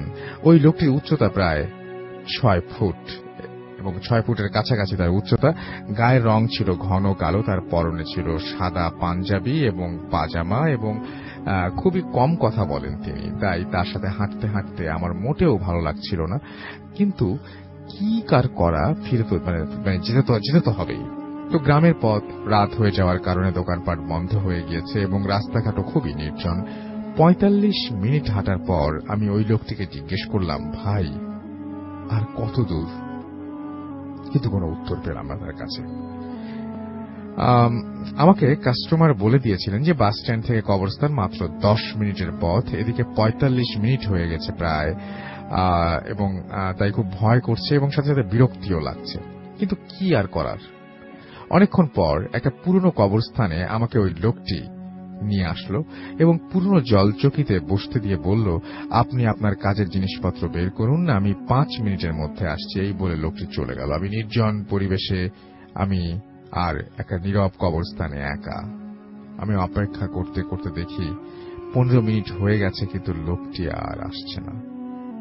খুব বোরিং লাগছিল, তাই মোবাইল বের করে গেমস খেলার সিদ্ধান্ত নিলাম। ঠিক ওই সময় সেখানে কারেন্ট চলে আসে। তখন নিজেকে আরো একা মনে হয়, কারেন্ট চলে যায়, তখন নিজেকে আরো একা মনে হলো। তাই ওই লোকটিকে মনে মনে বকতে শুরু করলাম যে আমাকে একা ফেলে রাখার জন্য। নিজেকে নিয়ন্ত্রণ করে সেই গেমস খেলা শুরু করলাম। কবরস্থানের পরিবেশ আরো গম্ভীর হয়ে গেল অন্ধকারের কারণে। আমি যখন গেমসে মগ্ন, তখনই আমি অনুভব করলাম আমার চোখের পাশ দিয়ে সাদা কিছু একটা দ্রুত চলে গেল, কিন্তু আমি তেমন পাত্তা দিলাম না বিষয়টিকে, কারণ আমি খেলায় মগ্ন। কিছুক্ষণ পর পুনরায় আবারও মানে মানে মানে জাস্ট আরেকটা ঘটনা ঘটলো, এবং ব্যাপারটা আমি বোঝার জন্য গেম অফ করলাম। এইবার যা দেখলাম তা দেখে আমি খুবই আশ্চর্য হয়ে গেলাম। আমি দেখলাম কাফনের কাপড় পরা একটা অবয়ব দ্রুত চলে গেল। তা দেখে আমি এতটাই ভয় পেয়ে গিয়েছিলাম যে সাথে সাথে আমি দৌড় দিয়ে কবরস্থানের বাইরে যাওয়ার সিদ্ধান্ত নিলাম, কিন্তু এতটাই অন্ধকার ছিল যে আমি কবরস্থানের গেট খুঁজে পেলাম না। এদিক ওদিক ছুটছি, কিন্তু গেট খুঁজে পাচ্ছি না। ঠিক তখনই একটা ঘর দেখতে পেলাম, আর কুপির আলো জ্বলছে সেই ঘরে। তাই কোনো কিছু না ভেবে আমি সেই ঘরে গেলাম, এবং গেটে নক করতে এক বৃদ্ধ মহিলা বের হয়ে আসলেন এবং আমাকে ভেতরে নিয়ে আসলেন। মহিলাটির বয়স 100-র ঊর্ধ্বে হবে, ঠিক বলতে পারবো না। আমি ভেতরে গিয়ে তাকে আমি সব ঘটনা খুলে বললাম। সব শুনে তিনি বললেন, ওই লোকটি হচ্ছে আমার ছেলে, যে আমাকে এখানে যে তোমাকে এখানে নিয়ে এসেছিল। সে বলে, তুমি বসো, আমি তোমার জন্য জল খাবার নিয়ে আসছি।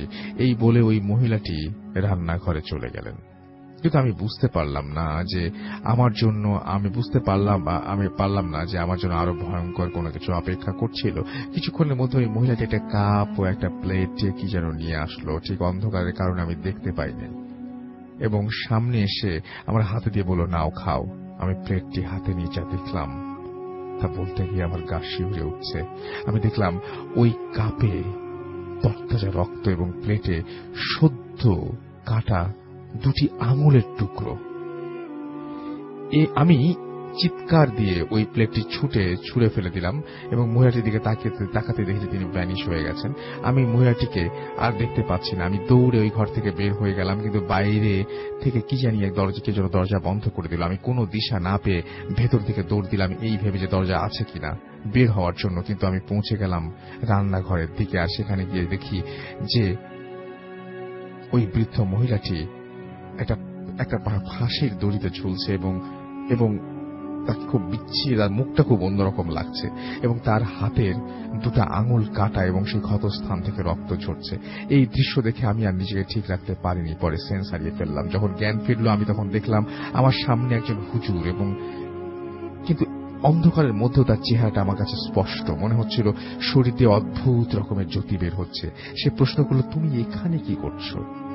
কিন্তু আমি আমার সাথে এত সবকিছু ঘটে যাওয়ার পর তাকেও বিশ্বাস করতে পারছি না। কিন্তু সে আমাকে আশ্বাস দিল সে মসজিদের ইমাম। তখন তাকে আমি সব ঘটনা খুলে বলাতে সে আমাকে বলল একটা পুরানো কবরস্থান, এবং অনেক বছর ধরে এটা বন্ধ পড়ে আছে। আর বলল, তুমি এটা একটা পুরনো কবরস্থান, আর বলল তুমি একটা ভাঙা কবরে পড়েছিলে। আমি তাকিয়ে দেখি, হ্যাঁ ঠিকই বলেছেন উনি। এবং সে বলল যে আমি তোমাকে নিয়ে যাব সেই কাস্টমারের কাছে। এই বলে আমি আগে যাচ্ছি, উনি পিছন পিছন আসছেন। হঠাৎ পিছনে তাকিয়ে দেখি উনি নেই। তখন আমি আর কিছু না ভাবতে পেরে নিজের ফোনটা বের করলাম, আর ঘড়িতে দেখি তখন রাত 11:30 বাজে, এবং মোবাইলের নেটওয়ার্ক চলে গেছে। তাই আর দেরি না করে কাস্টমারকে ফোন দিলাম। চলে এসেছে। তাই আর দেরি না করে কাস্টমারকে ফোন দিলাম, আর উনি আমাকে এক ধমক দিয়ে বললেন, আপনি কোথায় ছিলেন এতক্ষণ? আমি তাকে বললাম আমি পুরো ঘটনা পরে বলছি, আগে আপনি আমাকে পুরনো কবরস্থান থেকে নিয়ে যান। তারপর তিনি এসে বলেন, কি হয়েছে? আমি 5 ঘন্টা ধরে আপনাকে ফোন দিচ্ছি, আপনার ফোন বন্ধ কেন? আর আপনার পুরো শরীরে কাদা লেগে আছে কেন? তখন আমি তাকে পুরো ঘটনা খুলে বলতে চাইলাম।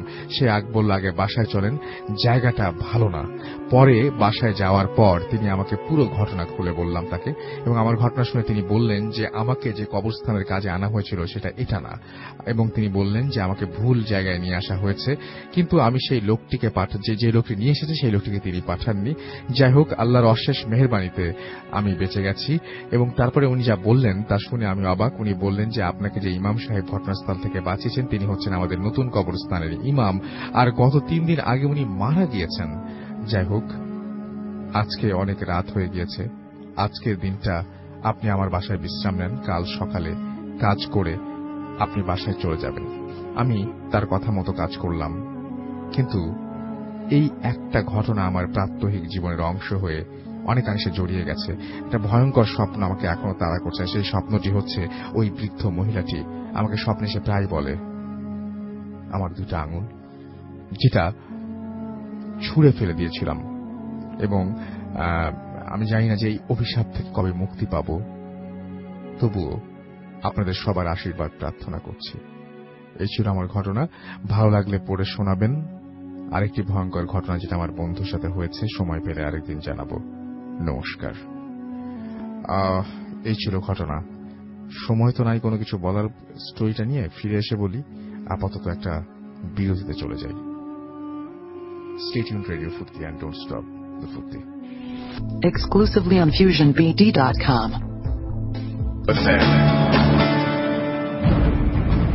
Boot FM. The night comes alive with Graminphone.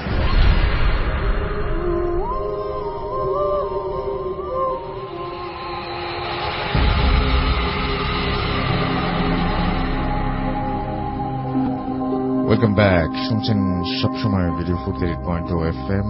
আমি রাসেল আছি, সাথে আমার সাথে রয়েছে মাসুম এবং আজকের অতিথি। আপনাদের সবাইকে স্বাগত জানাচ্ছি আরো একবার। এবং আমি দেখতে পাচ্ছি যে এখানে অনেকে SMS করেছেন। মাসুম SMS করেছেন আমাকে এবং তিনি বলেছেন যে আনবিলিভেবল অ্যান্ড এক্সেলেন্ট। আমাদেরকে জিহাদ SMS করেছেন এবং রাজশাহী থেকে তিনি SMS পাঠিয়েছেন। অপি আমাদের SMS করেছেন যে ঘুম আসছে বাট ভূত এফএম ছেড়ে ঘুমানোটা ইম্পসিবল। আমাদেরকে SMS করেছেন তন্ময় মিরপুর 2 থেকে, ভূত এফএম ইজ ভূত এফএম। থ্যাংক ইউ, আপনি আমাদেরকে এটা লিখে পাঠিয়েছেন, অনেক ধন্যবাদ। SM সিফাত আমাদের SMS করেছেন যে কেমন আছেন। আবু নাইম আমাদের SMS করেছেন ময়মনসিংহ থেকে। আমাদেরকে সোয়াদ SMS করেছেন আমাদেরকে রুহুল, কুশল, সুরেশ, স্মাইল, সজীব সহ আরো অনেকে আমাদেরকে SMS করেছেন। দেখতে পাচ্ছি রাসান, এছাড়া আমাদেরকে পাউল SMS করেছেন, পাউল রহমান বাগেরহাট থেকে। আমাদেরকে SMS করেছেন রৌনক, এছাড়াও আমাদেরকে SMS করেছেন দেখতে পাচ্ছি MD মামুন, এছাড়াও ময়মনসিংহ থেকে মহিন হিমেল আমাদের SMS করেছেন। নাইনা আমাদের SMS করেছেন, নাইনা নাফিজা, এবং তিনি বলছেন আমার সাথে অনেক ঘটনা রয়েছে এবং তিনি বলছেন যে আমাদের শ্যামলীর বাসায় আপনি ঘটনা পাঠান এবং আপনার ঘটনা সিলেক্টেড হলে আমরা আপনাকে ইনভাইট করবো এন্ড আপনি আমাদেরকে you can join us live. আমাদেরকে দেখতে পাচ্ছি মুনিরা আনজুম মুক্তা SMS করেছেন খুলনা থেকে এবং আম্মুর সাথে শুনছি, ভালো লাগছে। সঞ্জু আমাদের SMS করেছেন। আমি নিশাদ SMS করেছেন সাভার থেকে, তিনি শুনছেন। এছাড়া দেখতে পাচ্ছি আমাদের এখানে SMS করেছেন দেখতে পাচ্ছি সালাউদ্দিন রাসেল ভাই, আচ্ছা, এবং আমাদেরকে SMS করেছেন এম রনি নরসিংদী থেকে, এবং আমাদেরকে SMS করেছেন ফরাজ এবং জেসিয়া চিটাগাং থেকে, তারা শুনছেন।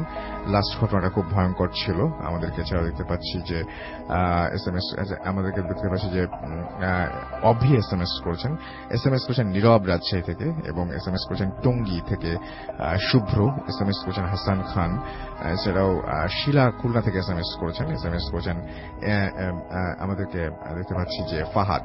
তো যাই হোক, থ্যাংক ইউ ভেরি মাচ আমাদের সঙ্গে থাকার জন্য। ভূত এফএম নিয়ে আপনাদের অনেক এক্সপেকটেশন আমরা জানি, আপনাদের যত বেশি এক্সপেকটেশন তত বেশি আমাদের চ্যালেঞ্জটা বেড়ে যায়।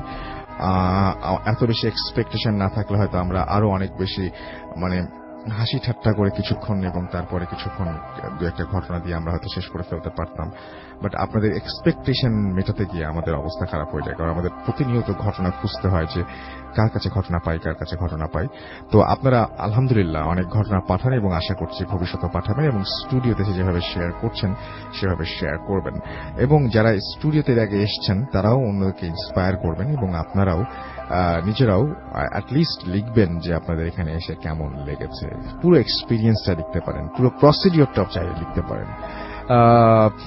এবং এই প্রসিডিওরটা অন্য কোন জায়গার প্রসিডিওর আমি জানি না যে কেমন, বাট আমাদের প্রসিডিওরটা লিখলে আমাদের ভালো লাগবে, এখানে লুকানোর কিছু নেই।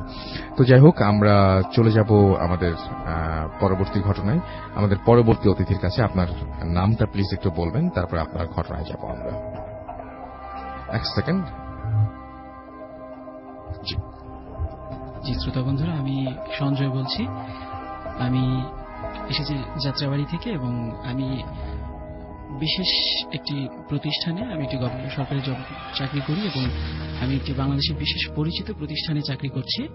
তো আমি সঙ্গত কারণে প্রতিষ্ঠানের নামটি বলতে চাচ্ছি না, তবে আমি আমার আরো একটি বিশেষ পরিচয় হচ্ছে যে নতুন বাজারে ভাটারাতে একটা সঙ্গীত শিক্ষা দেওয়ার সঙ্গীতায়ন নামে আমরা একটা আছে, আমরা সেখানে- আমরা আমরা আচ্ছা। ঘটনায় যাব, প্লিজ ঘটনায় যাব আমরা।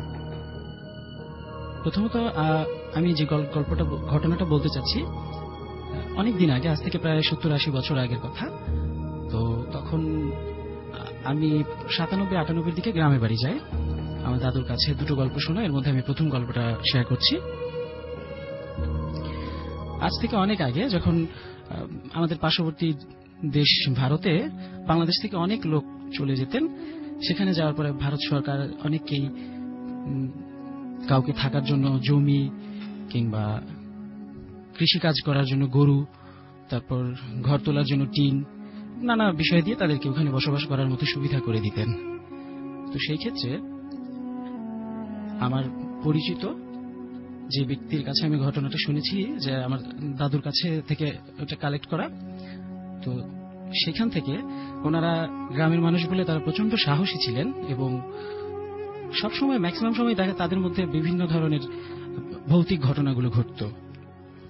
যেমন রাতের বেলা কখনো তারা ঘুমানোর পরে শুনতে পেত যে দরজার সামনে দিয়ে কেউ এসে নক করছে।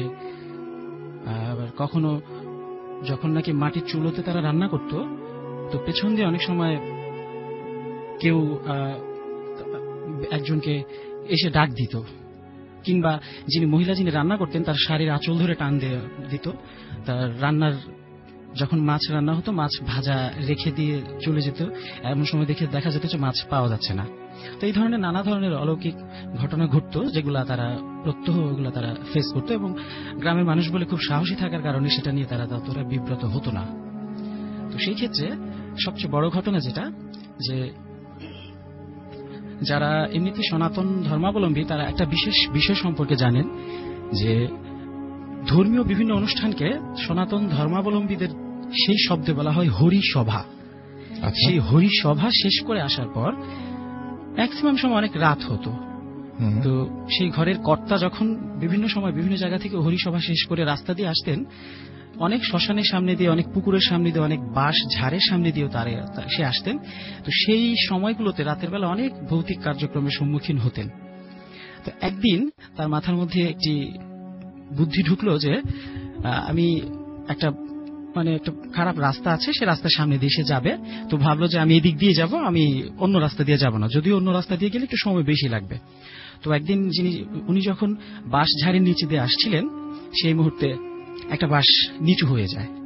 তো নিচু হয়ে যাওয়ার পরে সে বাঁশটাকে এড়িয়ে যে চলে যাবে, সেই বাধাটা আসছিল বারবার, যে বাঁশের সামনে যখন উনি যায় বাঁশটা উঁচু হয়ে যায় কিংবা নিচু হয়ে যায়, ওনাকে যাওয়ার জন্য রাস্তা দিচ্ছিল না। তো এমন পরিস্থিতিতেও সে খুব সাহস দেখে বাঁশের সামনে দিয়ে সে চলে আসে। কিংবা অনেক সময় দেখা যায় যে পুকুর পাড়ের সামনে দিয়ে আসার সময়, পুকুর পাড়ে একদিন উনি দেখতে পান যে পুকুরের সামনে বসে, পাড়ের সামনে বসে একজন লোক তার নিজের পেট থেকে নাড়ি ভুড়ি বের করে নিজেই ধুচ্ছে। এগুলো সে দেখে ততটা ভয় ভীত সন্ত্রস্ত হতো না। তো এমন বিষয়াদি দেখতে দেখতে একসময় অনেকদিন পর উনি রাস্তা দিয়ে এমন হরিসভা শেষ করে রাস্তা দিয়ে আসার সময় একদিন দেখতেছে যে ওনার সামনে দিয়ে অনেক বড় একটা খাসি। সেটা দেখে উনি বুঝতে পারছে যে এই খাসির আকৃতিটা এতটাই বিকট আকৃতির, যা স্বাভাবিক কোনো বিষয় নয়। তো সেটা শোনার পর উনি এই খাসিটার সামনে গিয়ে দাঁড়ান এবং খাসিটা তার দিকে ঘুরে যখন তাকান, তো উনি তার পায়ের স্যান্ডেল দিয়ে খাসিটার গায়েটা বাড়ি দেন। এরপরে খাসিটা দৌড় দিয়ে পালিয়ে যায়, কিন্তু খাসিটা এতটাই বেশি রাগান্বিত হয়ে যায়, তো ওনার উপর খুব ক্ষিপ্ত হয়ে যান। সময় পেলেই তাকে ক্ষতি করবে, এই ধরনের বিষয় একটা ঘটে। তো একসময় আমরা বাইরে যে ঘটনাটা শুনলাম, আমরা সেই ঘটনাটা শুনি প্লিজ। সেটাই, হ্যাঁ, আমি আপনাকে তখন সংক্ষেপে শুনি আমরা।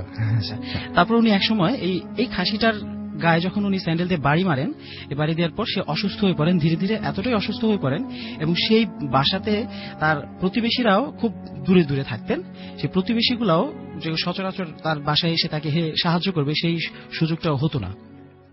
তো যখন নাকি একদিন রাতে কর্তাটা খুব বেশি অসুস্থ হয়ে পড়েন, অসুস্থ হয়ে রাতের বেলায় মারা যান। মারা যাওয়ার পর তার দুটো ছোট ছোট সন্তান ছিলেন। মারা যাওয়ার পর রাতের বেলায় ওনার ওয়াইফ কান্নাকাটি করতেছে। তো কান্নাকাটি করার সাথে সাথেই একসময় যে ওয়াইফটা জানালা দিয়ে দেখতে পারে যে জানালার পাশ দিয়ে অনেকগুলো এক পায়ে হেঁটে আসছে, এক পায়ে এবং তার এক হাতে বেশ কয়েকটা অশরীরী শরীর, আত্মার বিষয়টা হেঁটে আসছে।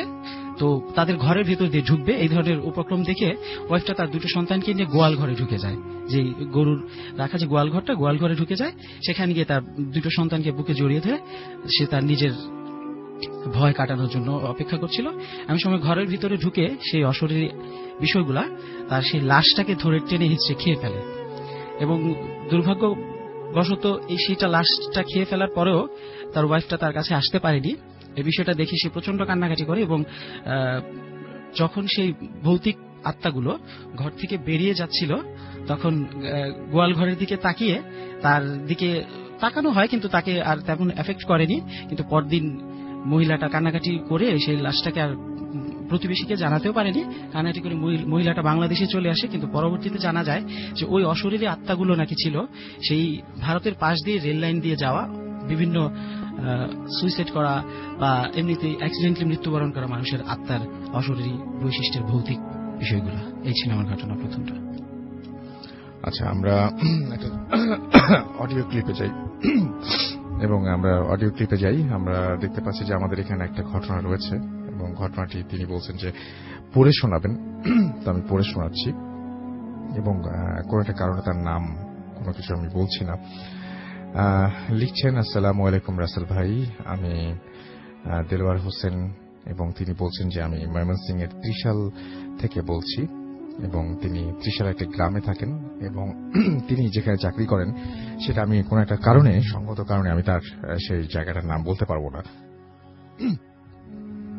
তো উনি বলছেন যে তিনি যেখানে কর্মরত আছেন সেটা আমি বলতে পারবো না এখন কোথায় কর্মরত আছেন, এবং তিনি বলছেন যে আসলে ভাই কথা না বাড়িয়ে ঘটনায় চলে যাচ্ছি। ঘটনা যাবার আগে লিসনারদেরকে বলছি যে আপনারা একটু মনোযোগ সহকারে শুনবেন, কারণ আমার প্রতিটি কথায় এই মানে অনেক কিছু আছে যেগুলো নর্মাল না, মানে যেগুলো বেশ অ্যাবনর্মাল ব্যাপার। তো ঘটনাটি ঘটেছে 2010 সালের মে অথবা জুন মাসে। আমার মানে এক্স্যাক্টলি মনে নাই। আমি তখন পতেঙ্গাতে পোস্টেড ছিলাম। একটু বলে রাখি যে আমার একটা খারাপ অভ্যেস হলো রাত জেগে মুভি দেখা, তখনও দেখতাম। সেদিন মানে ঘটনার আগের দিন রাতে যথারীতি মুভি দেখছিলাম এবং মুভি দেখা শেষ করলাম 2:30টার দিকে। দেখি মোবাইলে চার্জ নেই, তো ফোনটা চার্জে দিয়ে সিগারেট শেষ করে ব্রাশ করে একদম ফ্রেশ হয়ে ঘুমাতে গেলাম, কিন্তু কেন জানি ঘুম আসছিল না। অনেকক্ষণ পরে কখন ঘুমিয়েছি বুঝতে পারিনি। ঘুম যখন ভাঙলো দেখি 7:45 বাজে। তাড়াতাড়ি ফ্রেশ হয়ে অফিসে গেলাম। অফিসে সকাল 8টায় শুরু হয় এবং অফিসে একটু দেরি হলো। যাই হোক, অফিসে গিয়ে আমি আমার পিয়নকে ব্রেকফাস্ট আনতে পাঠালাম এবং ব্রেকফাস্ট সেরে হাতের কিছু কাজ সারলাম। তারপর বাড়িতে একটু কথা বললাম এবং মোবাইল হাতে নিয়ে দেখলাম চার্জ নেই। মানে বাড়িতে কথা বলি এই সময়টায়, তখন দেখছি মোবাইলে চার্জ নেই, মোবাইল বন্ধ। ভাবলাম হয়তো কোনো কারণে চার্জ নেই। পরে শুনি যে বিদ্যুৎ ছিল না, যা অ্যাবনর্মাল, কারণ উনি যে এলাকায় থাকেন সেই এলাকাটিতে সাধারণত লোডশেডিং হয় না। এটা কোন এলাকায় থাকেন সেটা বললে বুঝতে পারতেন, তো বললাম না। আর এখানে যদি হয় তাহলে মানে 1-2 দিন আগে সেটা জানিয়ে দেওয়া হয়, তো যে অমুক সময় থাকবে না। ভাবলাম হতেই পারে, এরকম একটা অঘটন ঘটতেই পারে। তো কিছুক্ষণ পর পিয়ন এসে আমাকে বলল যে স্যার আপনাকে ডেকেছে। তো আমি বললাম যে আমি আসছি। কিছুক্ষণ পর স্যারের রুমে ঢুকলাম। ঢোকার পরে এতই অবাক হয়েছি, স্যার আমাকে লিভ কার্ড দিয়ে বলল যান বাড়িতে ঘুরে আসুন। অবাক হওয়ার কারণ হচ্ছে যে উনি ছুটি ছাড়া সকল সমস্যার কথা শুনেন। 2 মাস ছুটি চাওয়ার পর আমাকে একবার 3 দিন ছুটি দিয়েছিলেন, আর উনি আজ আমাকে ডেকে নিয়ে ছুটি দিলেন, তা আবার 7 দিন। খুশিতে মনটা ভরে গেল। তাড়াতাড়ি করে অফিস থেকে বেরিয়ে গেলাম এবং তখন আনুমানিক 11:15 বাজে রুম থেকে বের হব। তখনই মুষলধারায় বৃষ্টি শুরু হলো। বৃষ্টি থামলো 1.25 ঘন্টা পর। থামার সাথে সাথে রুম থেকে বের হলাম, তখনও ঝিরিঝিরি বৃষ্টি হচ্ছিল। তাড়াতাড়ি আমি গেলাম এবং একটা রুমে, এবং সেখান থেকে আমি সেদিন আমি কোনো রিক্সা বা অটো খুঁজছিলাম ওই সময়, বাট কোনো কিছু পাচ্ছিলাম না এবং আমি তাই অটো পাচ্ছিলাম না, তাই রিক্সা নিয়ে গেলাম একটা জায়গায় এবং রিক্সা ভাড়া হলো 15 টাকা। আমার কাছে ছিল 30 টাকা। রাগ হলেও 30 টাকাই দিলাম। তখন 12টার মতো বাজে। এবং আমার মনে পড়ছে না যে তখন মানে কত নাম্বার গাড়ি যেন সেটা ছিল, এবং সেই গাড়িতে আমি চললাম এবং যখন আমি যেখানে আমার গন্তব্য সেখানে পৌঁছলাম তখন 3টা বাজে। আমি আসবো ঢাকায় এবং টিকিট কাটলাম। আচ্ছা, তখন 3টা বাজে। আচ্ছা, আমি ঢাকায় আসবো না, আমি আসবো ঢাকায়, তাই টিকিট কাটলাম এবং আমি একদমই মনে ছিল না যে 3টার সময় একটা ট্রেন আছে। ওই সময় 3টা ট্রেন ছিল, এখন আছে কিনা জানি না। যাই হোক, বাসের টিকিটের মূল্য ছিল 350 টাকা এবং আমি 500 টাকার একটা নোট দিলাম। উনি চিরাং থেকে আসছেন কিন্তু, এবং বাস ছেড়ে দিচ্ছে বলে তাড়াতাড়ি টিকিট নিয়ে চলে আসছিলাম বাকি টাকা না দিয়ে। পরে কাউন্টারের ম্যানেজার আমাকে দেখে বাকি টাকাটা দিল, টাকা না নিয়ে চলে আসছিলাম এবং আমি সরি বলে গাড়িতে উঠলাম। গাড়িতে উঠতে শুরু করলাম, গাড়ি চলতে শুরু করলো। প্রথমে খুব মানে ধীর গতিতে এবং গতি ছিল, এবং পরে মানে প্রথমে খুব গতি ছিল, পরে সেটা অর্ধেকে নেমে আসলো। আমরা সবাই অনেকবার বলা সত্ত্বেও গাড়ি গতি বাড়ালো না ড্রাইভার। এবং আমরা যখন কুমিল্লা ক্যান্টনমেন্টের কাছাকাছি তখন একটা পুলিশ চেকপোস্ট পড়লো এবং সেখানে কোন একটা মাদক বা কোন একটা ধরা পড়েছিল এবং আমাদের পাশের এবং একজন লোককে বাস থেকে নামানো হলো এবং সে আমাদের পাশের সিটে ছিল। তো আমি তো অবাক, যেটা কি করে সম্ভব। যাই হোক, তখন প্রায় সন্ধ্যা হয়ে আসছে, বাড়িতে কোনো যোগাযোগ হয়নি, কারণ মোবাইল ফোনে চার্জ নেই, আর অন্যভাবে যোগাযোগ করিনি। ভাবলাম যে সারপ্রাইজ দেব সবাইকে। আমার বাসটা পুলিশ আটক করলো এবং আমরা যাত্রীরা পড়লাম বিপদে। আমি পুলিশকে নিজের পরিচয় দিয়ে সাহায্য নিয়ে অন্য একটা বাসে করে ঢাকার উদ্দেশ্যে রওনা দিলাম। বাসের কন্ডাক্টরকে বললাম যে ভাই, আমাকে অমুক জায়গায় নামিয়ে দিবেন, সায়দাবাদ নামিয়ে দিবেন বলে গাড়িতে উঠলাম এবং গাড়ি চলতে শুরু করলো খুব ধীরে। যখন শীতলক্ষা ব্রিজ পার হলাম, ব্রিজ পার হওয়ার তখন খুব ঘুম পাচ্ছিল আমার, কারণ দুপুরে খাওয়া হয়নি, আগের বাস স্টপেজ দেয়নি। এটা নিয়েও তখন অনেক কথা হয়েছিল, যা বাস চালক কানেই নেয়নি। যাই হোক, আমি কোন রকম ভাবে ঘুম ঠেকাতে পারছিলাম না, যদিও অনেক চেষ্টা করছিলাম। ঘুমিয়ে পড়লাম এক সময়। ঘুম ভাঙলো, তখন আমি দেখি যে আমি ছাড়া বাসে আর একটা যাত্রীও নেই। বাসের হেল্পার আমাকে ডেকে ওঠালো। তখন আমি জিজ্ঞেস করলাম, এটা কোথায়? তিনি বললেন, গাবতলী। আমি বললাম, ও, আমি তো সায়দাবাদ নামবো বলেছিলাম। হেল্পার বলল, আমি আপনাকে ডেকেছি, আপনি ওঠেননি। কিছু না বলে নেমে পড়লাম বাস থেকে। তখন হাতের ঘড়িতে দেখি, তাকিয়ে 11:35 বাজে। একটা সিগারেট কিনলাম, ভাবলাম কোন একটা কিছু একটা পাবো। সিগারেট শেষ করলাম এবং 5 মিনিট চলে গেল। দেখলাম যে একটাও টেম্পো বা কিছু পাচ্ছি না যে মহাখালী আসবো। তখন মহাখালী ফ্লাইওভারের নিচে নামলাম। যখন মহাখালী ফ্লাইওভারের নিচে নামলাম তখন প্রায় 12টা বাজে। এত তাড়াতাড়ি চলে আসবো ভাবতেই পারি নাই। তখনও ভাবিনি যে আমার সাথে অ্যাবনর্মাল কোনো কিছু ঘটতে যাচ্ছে। 20-25 মিনিট অপেক্ষা করার পর শেরপুরের একটা গাড়িতে আসলো। সেই গাড়ি, এবং সেটা একটু পরে বুঝতে পারলাম যে কিছু একটা হচ্ছে, কারণ গাড়িতে আমি সিগন্যাল দেইনি, কিন্তু গাড়িটা আমার কাছে এসে থামলো। আমি উঠে পড়লাম গাড়িতে ওঠার পর আমি গাড়ির জানালা দিয়ে দেখলাম গাড়িতে অনেক লোক। অবাক হলাম, গাড়িতে ওঠার পর দেখি পুরো গাড়ি খালি। যাত্রী বলতে শুধু আমি একা। ভাবলাম দেখার ভুল। আর একটা বিষয় হলো, গাড়ির চালক এবং 2জন হেল্পারই সাদা পাঞ্জাবি পরা, কেউ কথা বলছে না। একটু ভয় লাগছিল। ভাড়া তারা বলে দিলেন এবং গাড়ির ভেতরে একটা সুন্দর ঘ্রাণ পাচ্ছিলাম আমি, এবং যেটা আগে কখনো পাইনি। যাই হোক, গাড়ি যখন গাজীপুর চৌরাস্তায় আসলো তখন শুক্কুর, শহীদ আর ফখরুল নামে 3জন লোক গাড়িতে। তারা 3জনই আমাদের গ্রামের। 3জনকেই আমি খুব ভালো করে চিনি। শুক্কুর গ্রামের সম্পর্কে আমার কাকা লাগে, শহীদ আর ফখরুল লাগে ভাই। ফখরুল আমার সমবয়সী, আমরা একসাথে ক্রিকেট খেলেছি অনেক, ভুল হওয়ার কোনো চান্স নেই।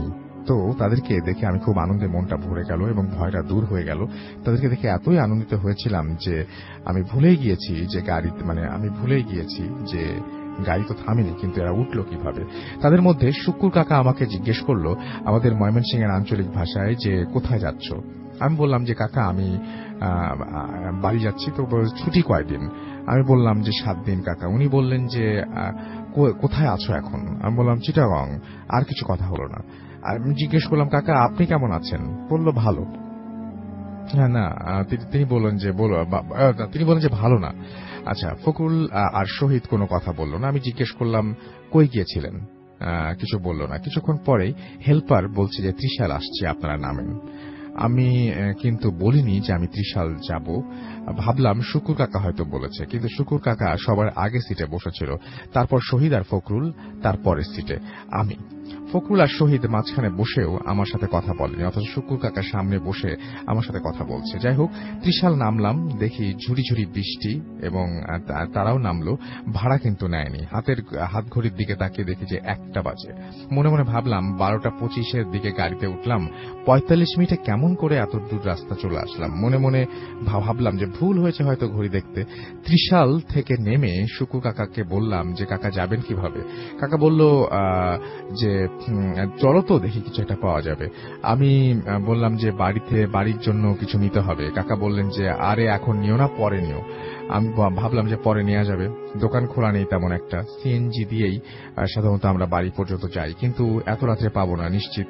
এবং গেলাম স্টেশনে, গিয়ে দেখি যে সিএনজি নেই, কিন্তু সুলেমান কাকা আমাদের গ্রামের ভ্যান চালক, তিনি আছেন, ভ্যান নিয়ে বসে আছেন। আমাকে দেখেই বলল যে কবে আসছো দেলোয়ার, এবং সেও গ্রামের ভাষায় কথা বলল আমার সাথে। আমি বললাম যে এই তো কাকা আসছি। এবং সুলেমান কাকা বলল যে বাসা যাবা। আমি বললাম যে হ্যাঁ কাকা যাব, চলেন যাই। সুলেমান কাকা বলল যে চলো। আমরা সবাই উঠলাম। সুলেমান কাকা সাদা পাঞ্জাবি পরা। আমি বললাম কি কাকা নামাজ ধরেছেন নাকি। কাকা বলল যে হ্যাঁ, মরা লাগবে না। আমি বললাম যে হ্যাঁ কাকা, ভালো করেছেন, ছেড়েন না। তো সুলেমান কাকা আবার দুবাই যাবেন শুনেছিলাম। আমি বললাম যে কাকা আপনি বিদেশ যান না কেন। তো উনি বললেন যে বিদেশ যাবেন। তখন শুকুর কাকা আমাকে বলল যে আচ্ছা কথা বলো না, গাড়ি চালালে অ্যাক্সিডেন্ট হতে পারে, সুতরাং কথা বলো না ওর সাথে। আমি কিছু বললাম না। ততক্ষণে ভ্যান চলে এসছে একটা জায়গায়, এবং সেটা নাম হচ্ছে রূপসার পুল। এবং আমি তখন আবারও আমার সেই ঘুম, বাসে যে ঘুম এসেছিল সেরকম একটা ঘুম আসতে লাগলো, এবং ঘুম ঠেকানোর জন্য অনেক চেষ্টা করলাম, কিন্তু পারলাম না, ঘুমিয়ে পড়লাম। ঘুম ভাঙলো শুকুর কাকার ডাকে, এবং ডাকটা ছিল এমন যে এসে পড়েছি। তেমনি মনে হলো যে, এবং তখনই আমার মনে হলো যে এটা হচ্ছে অ্যালংজানির মোড়, আমরা নামবো। ঘুম থেকে উঠে দেখি যে শুকুর কাকা ছাড়া আর কেউ নেই। জিজ্ঞেস করলাম কাকা সবাই কোথায়, আর আমি এই বেঞ্চে কেন। বেঞ্চটা হলো দোকানের বেঞ্চ। শুকুর কাকা বলল যে তোমাকে আমি আধ ঘন্টা যাবৎ ডাকতেছি, তুমি ওঠো নাই। তো আমি সবাই চলে গেছে। আমি কিছু না বলে ঘড়ির দিকে তাকালাম, 3টা বাজে। আমি কিছুই বুঝলাম না। 7 কিলোমিটার রাস্তা, 2 ঘন্টা ভ্যানে সময় লাগলো। আমি বললাম যে ঠিক আছে কাকা, আমি যাই তাহলে। কাকা কিছুই বলল না। আমি চলে গেলাম বাড়িতে। গিয়ে দেখি যে আম্মা টিভি দেখছে। আমি তো অবাক। আব্বা চমকে উঠল, বলল যে বাড়িতে আসছিস, জানাসনি কেন। আমার মোবাইলে চার্জ নেই, বন্ধ হয়ে গেছে। আমি আম্মাকে বললাম কি ব্যাপার আম্মা, এত রাতে তুমি টিভি দেখছো কেন। আম্মা বলল এত রাত কই, না তো 9:30 বাজে। আমি আকাশ থেকে পড়লাম। হাত ঘড়ির দিকে তাকিয়ে দেখি আসলেই তো 9:30 বাজে। তাহলে এতক্ষণ আমার সাথে কি হচ্ছিল। ঘড়ি একবার ভুল দেখতে পারি, বারবার তো না। নানান প্রশ্ন এদিক ওদিক আমার কাছে উকি দিচ্ছে। আমি আম্মা কিছুই বললাম না। খেতে বসে আম্মাকে বললাম যে সুলেমান কাকা ভাড়া নেয় নাই, কালকে ভাড়াটা দিয়ে দিও সুলেমান কাকা আসলে। আম্মা বলল যেটা সেটা শোনার জন্য আমি প্রস্তুত ছিলাম না। আম্মা বললেন যে সুলেমান কাকা তো 2 দিন আগে দুবাই চলে গেছে, এটা কেমন করে হয়। আমি তো অবাক। শুকুর কাকার ভ্যানে আমরা ত্রিশাল আসলাম। আম্মা বলল ভুল দেখেছো তুমি। আমি বিশ্বাস করতে পারছিলাম না আম্মাকে, তাই বললাম তুমি শুকুর কাকা, ফখরুল আর শহীদ ভাইকে জিজ্ঞেস করে দেখো, 4 জন আমরা একসাথে আসছি সুলেমান কাকার ভ্যানে। আম্মা সেটা শুনে বললেন যে পৃথিবীতে আর কেউ যেন না শুনে, যে আমিও শুনতে চাই না আর কোনোদিন। আম্মা বলল যে শুকুর কাকা বাস অ্যাক্সিডেন্টে গতকাল মারা গেছেন। ফখরুল আর শহীদ ময়মনসিং মেডিকেলে আইসিইউতে আছেন। তারা 3 জন কাজের জন্য জয়দেবপুর গিয়েছিলেন। আসার পথে বাস অ্যাক্সিডেন্ট করে শুকুর কাকা স্পট ডেথ, আর শহীদ আর ফখরুলকে গুরুতর আহত অবস্থায় ময়মনসিংহ মেডিকেল কলেজে নেওয়া হয়েছে। অ্যাক্সিডেন্টটা হয়েছিল ত্রিশাল নৌধারে আসার পর, আর অল্প কিছু একটু আসলেই তারা নেমে পড়তো। আব্বা তো আমাকে ততক্ষণে ঝাড়ফুঁক দেওয়া শুরু করেছে এবং কোরআন তেলাওয়াত শুরু হয়েছে। এবং পরে আমি অসুস্থ হয়ে পড়েছিলাম এবং ছুটি বাড়ানো লেগেছিল আমার। ময়মনসিংহে আমি ভর্তি হয়েছিলাম একটা হসপিটালে। কেন আমার সাথে এরকম হয়েছিল তার ব্যাখ্যা আমি আজ জানি না। আমি খুঁজি এবং অনেক বড় বড় আলেমদের জিজ্ঞেস করি, এবং জিজ্ঞেস করতে পারিনি। আমি জিজ্ঞেস করে আমি কোনো সমাধান পাইনি। ভুলতে পারি না সেই রাতের কথা। আমি, আম্মা, আব্বা, ভাইয়া, ভাবি, আপা, দুলা ভাই ছাড়া আরো কয়েকজন জানে এই বিষয়টি। অনেকে বিশ্বাস করে, আবার অনেকে বিশ্বাস করে না। আপনি বিশ্বাস করবেন কিনা আপনার ব্যাপার। এই ছিল ঘটনা, ভালো লাগলে পড়ে শোনাবেন। আমার কাছে ঘটনা হচ্ছে যে 3টার সময় রওনা দিয়ে উনি যদি ঘুরতে 9:30 বাজে, এর মধ্যে উনি ঢাকা এসছেন, তারপরে ময়মনসিংহে ত্রিশালে গেছেন। মানে কিভাবে সম্ভব? আপনার কাছে কি মনে হয় যেটা পসিবল? আমারও এই জিনিসটা জানা খুব দরকার, সেটা জানি। আমাকে SMS করুন, মোবাইলের মেসেজ অপশনে গিয়ে টাইপ করুন ফুর্তি FORTI ফুর্তি স্পেস আপনার নাম স্পেস আপনার মেসেজ পাঠিয়ে দিন 9840 নম্বরে। আমাদের ইমেল করতে হলে আমাদের ইমেল অ্যাড্রেস হচ্ছে bhutfm@radiofurti.fm, which is BHWTFM@radioforti.fm। আপনার নাম, ঠিকানা এবং ফোন নাম্বার সহ আপনার জীবনে ঘটে যাওয়া বা আপনার জানা সেরা ঘটনা লিখে পাঠিয়ে দেবেন আমাদের কাছে। ঘটনার শুরুতে অবশ্যই উল্লেখ করবেন যে ঘটনাটি আপনি স্টুডিওতে এসে শেয়ার করতে চান, নাকি আপনি চান আপনার ঘটনা আমরা পড়ে শোনাই। আর যারা দেশের বাইরে রয়েছেন তারা কিন্তু সরাসরি অডিও ক্লিপ পাঠিয়ে দিতে পারেন আমাদেরকে, এবং সেই অডিও ক্লিপ পাঠানোর নিয়মও আপনারা জানেন নিশ্চয়ই। আর আমাদের ফেসবুক পেজ রয়েছে, সেই ফেসবুক পেজেও আপনি ভিজিট করতে পারেন। আমাদের ফেসবুক পেজের অ্যাড্রেসটি হচ্ছে www.facebook.com/radio.furti and www.facebook.com/bhutfm.russell। আমরা চলে যাব একটা ছোট্ট বিরতিতে। বিরতির পরে আবারও ফিরে আসবো। সেই পর্যন্ত আশা করছি আমাদের সঙ্গেই থাকবেন। স্টে টিউন টু রেডিও ফুর্তি and don't stop the Furti. Bhoot FM. The night comes alive with Graminphone.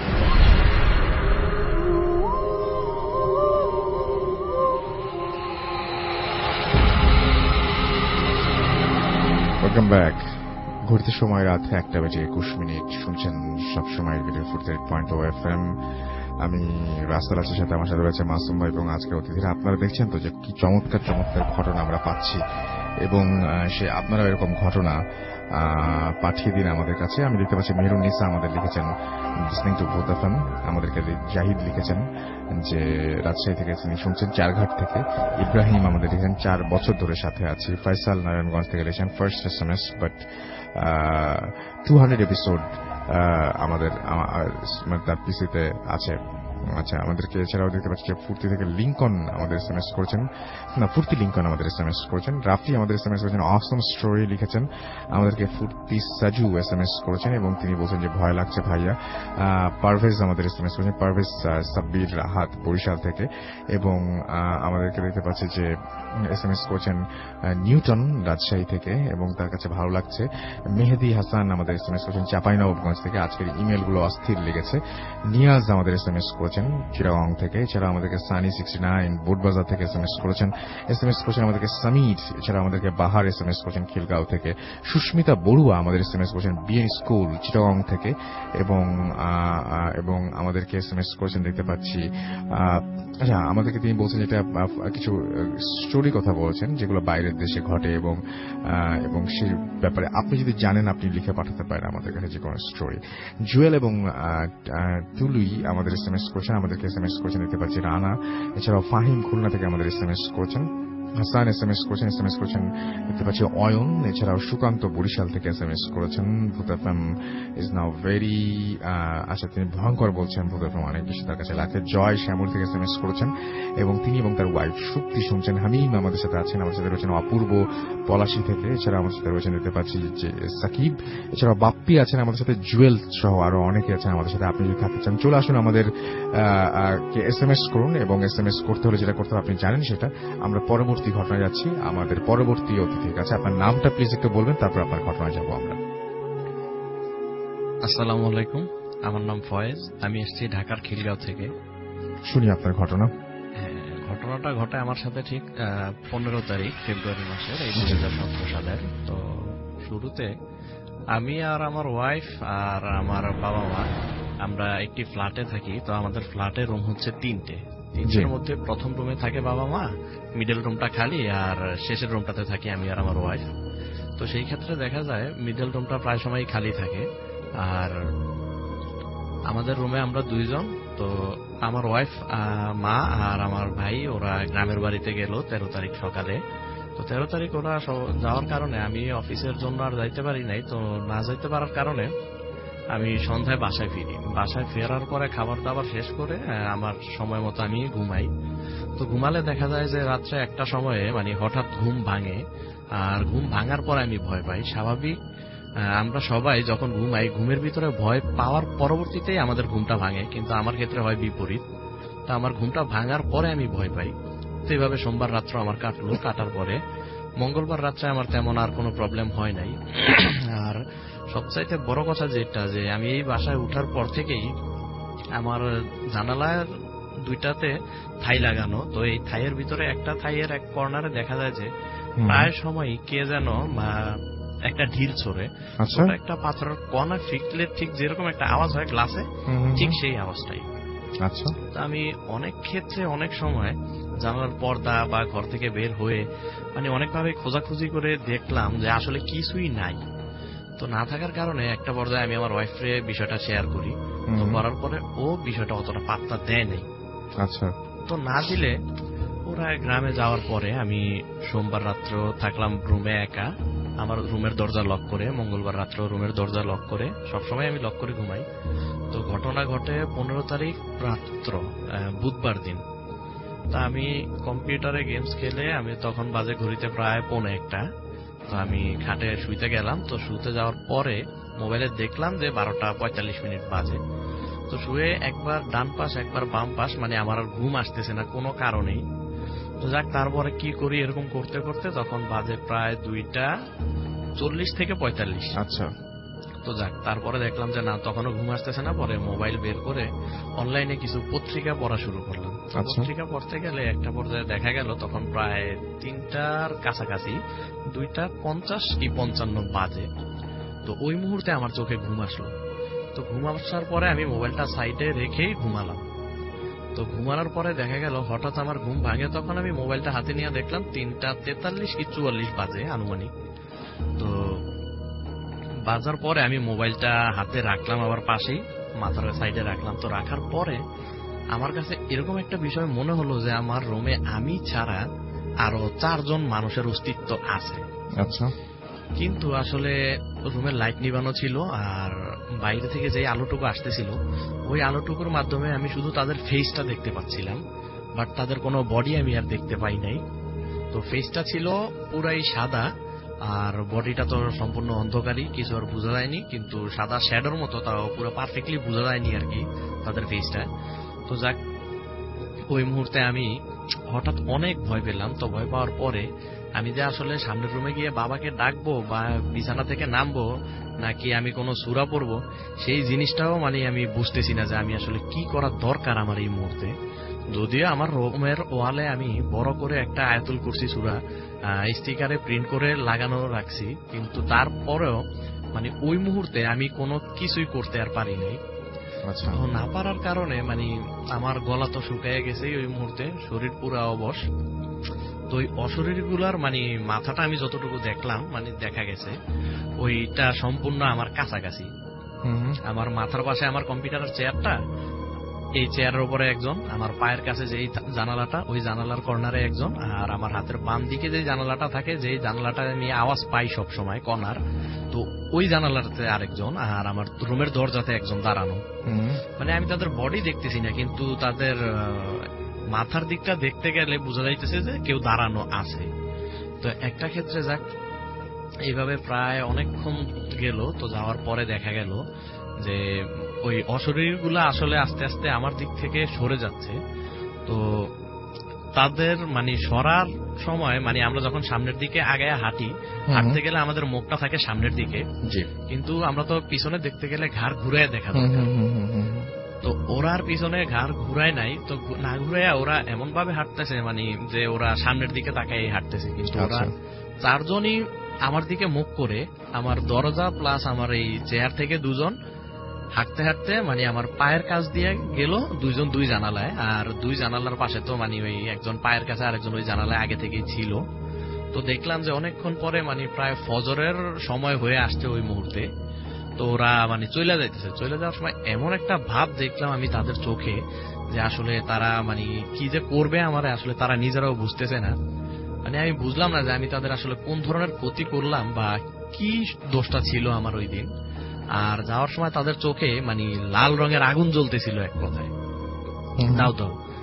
তো এই আগুন দেখার পরে আমি আরো ভয় পাইলাম। তো ভয় পাওয়ার পরে আসলে কি যে করব বা কি হবে তখন আর আমি কিছুই বুঝতেছি না। মনে মনে শুধু আমি বলতেছি যে খোদা, এটা কি আমার শেষ রাত্র, আমি কি আর সকাল দেখতে পারবো নাকি পারবো না। তো এই জিনিসটাই আমি শুধু বারবার মনে মনে বলতেছি, বাট কোন সূরা আমার মনে আসতেছে না ওই মুহূর্তে, যদিও অনেক সূরাই আমার মুখস্থ। তো তারপরও আমি কিছুই পারতেছি না। তো যাক, একটা পর্যায়ে মানে যে যাওয়ার জন্য 4 জনই মোটামুটি 2 জানালায় গিয়া 2 জন 4 জন দাঁড়ায় গেল।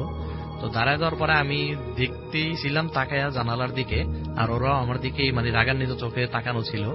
তো একটা পর্যায়ে দেখলাম যে আমি আসলে চোখ বন্ধ করে আবার চোখটা খুলতে খুলতেই এই সেকেন্ডের মধ্যেই তারা হাওয়া হয়ে গেল। আসলে মানে জানালা দিয়া যদি বের হয়েই যেত তাহলে তো জানালাটা খুলতো বা কোনো আওয়াজ আমি পেতাম, কিন্তু আসলে দেখা গেল কোনো কিছুই ছিল না, মানে হুট করে সেকেন্ডের ভিতরেই অদৃশ্য। আচ্ছা, তো অদৃশ্য হওয়ার পরে প্রায় আরো 10 মিনিট পরে আমি শরীরে শক্তি পেলাম বা মানে গলায় আমার আওয়াজ আসলো। তখন আমি মোবাইলটা হাতে নিলাম। তখন হাতে নিয়ে দেখতেছি প্রায় 4:30 থেকে 4:30 থেকে প্রায় 4:35 মতো বাজে। আচ্ছা, তো বাজার পরে ওই মুহূর্তে মানে আমি শোয়া থেকে উঠলাম। আমার রুমে যদিও ফ্যান চলতেছে, আর এমনিতেও মানে আমার রুমটা অনেক ঠান্ডা, কারণ দুপাশেই জানালা আর খোলামেলা সব দিক, যার জন্য বাতাসটা একটু বেশিই থাকে। তো সম্পূর্ণ রুমে ফ্যান ছাড়া সত্ত্বেও মানে আমার শরীর এতটাই ঘামতেছে যে এক কথায় মানে আমার গোসলই হয়ে গেছে ওই মুহূর্তে। তো পরে রুম থেকে উঠলাম, উঠা শরীর মুছলাম, মুছার পরে মিডলের রুমে গেলাম, গিয়ে পানি খেটে এসে আবার শুলাম। তো শোয়ার পরে দেখা যাচ্ছে সকাল তখন 9:45 মতো বাজে। তো খালা যেহেতু পাশের বাসাতেই থাকে, খালা আবার আসছে, ছোট খালা। তো সে আইসা আমার ঘুম থেকে উঠালো। উঠানোর পরে মানে গায়ে হাত দিয়া উনি বুঝতে পারলো যে কিছুটা জ্বর আছে। তো আমিও বাস আমার মতো উঠা গা গোসল ধুয়ে সকালে নাস্তা করেই অফিসে চলে গেলাম। তো যাওয়ার পরে সারাদিন আমি আর ঠিকঠাক মতো আমার কোনো কাজকর্মে মন বসাতেও পারি নাই, আর কোনো কাজ করতেও পারি নাই। তো অফিস থেকে দেখা গেল বিকাল দিকে আমি এবার ছুটি নিয়ে বাসায় চলে আসলাম। চলে আসার পরে সেই দিন রাত্রে আমার অনেক জ্বর আসছিল। আসলে কি থেকে বা কি কারণে আমি কিছুই বুঝলাম না। তো জ্বরটা আসার পরে রাত্রে আবার খালা এসে অনেকক্ষণ ডাকাডাকি করলেন। তো করার পরে খালা আবার চলে গেলেন বিরক্ত হয়ে। একটা পর্যায়ে আমি উঠি নাই। তো খালা চলে যাওয়ার পরে অনেকক্ষণ পরে আমি ঘুম থেকে উঠলাম। উঠার পরে শুনতে পারলাম যে খালা আসছিল বাসায়, বকা দেওয়া ফিরে গেছে। আমি ঘুম থেকে উঠি নাই, সারাদিন না খাওয়া এই জন্য। তো পরে মুখ হাত ধুলাম, ধোয়ার পরে খালা আবার আসলো বাসায়, খাবার টাবার দিলেন। তো খাবার টাবার খাওয়া শেষ করলাম। তারপরের দিন আমি আবার আমার খালতো ভাইকে বললাম যে তুমি একটু থাকো আমার সাথে আজকে, আমি আসলে ভয় পাইছি অনেক। তো আজকে দেখি আসলে এই ধরনের কোনো ঘটনা ঘটে কিনা। তো সেই দিন রাত্রে ওই ধরনের কোনো ঘটনাই আর ঘটে নাই, কিন্তু জানালায় যে ছোট কণা বা পাথর জাতীয় জিনিস ছুড়লে যেরকম একটা আওয়াজ হয়, ওই আওয়াজটা কিন্তু ঠিকই ছিল, মানে আগের তুলনায় অনেকটা কম। তো সেই আওয়াজটা আমি আজকে প্রায় 1.5 বছর যাবত এই বাসায়, এই এখনো মানে আজকে সন্ধ্যা পর্যন্ত আওয়াজটা আমি শুই না, তারপরে আসছি। তো আওয়াজটা আমার এখনো যায় নাই, কিন্তু কি জন্য এই আওয়াজটা বা কোন কারণে সেটা এখনো আমি বুঝতে পারি নাই।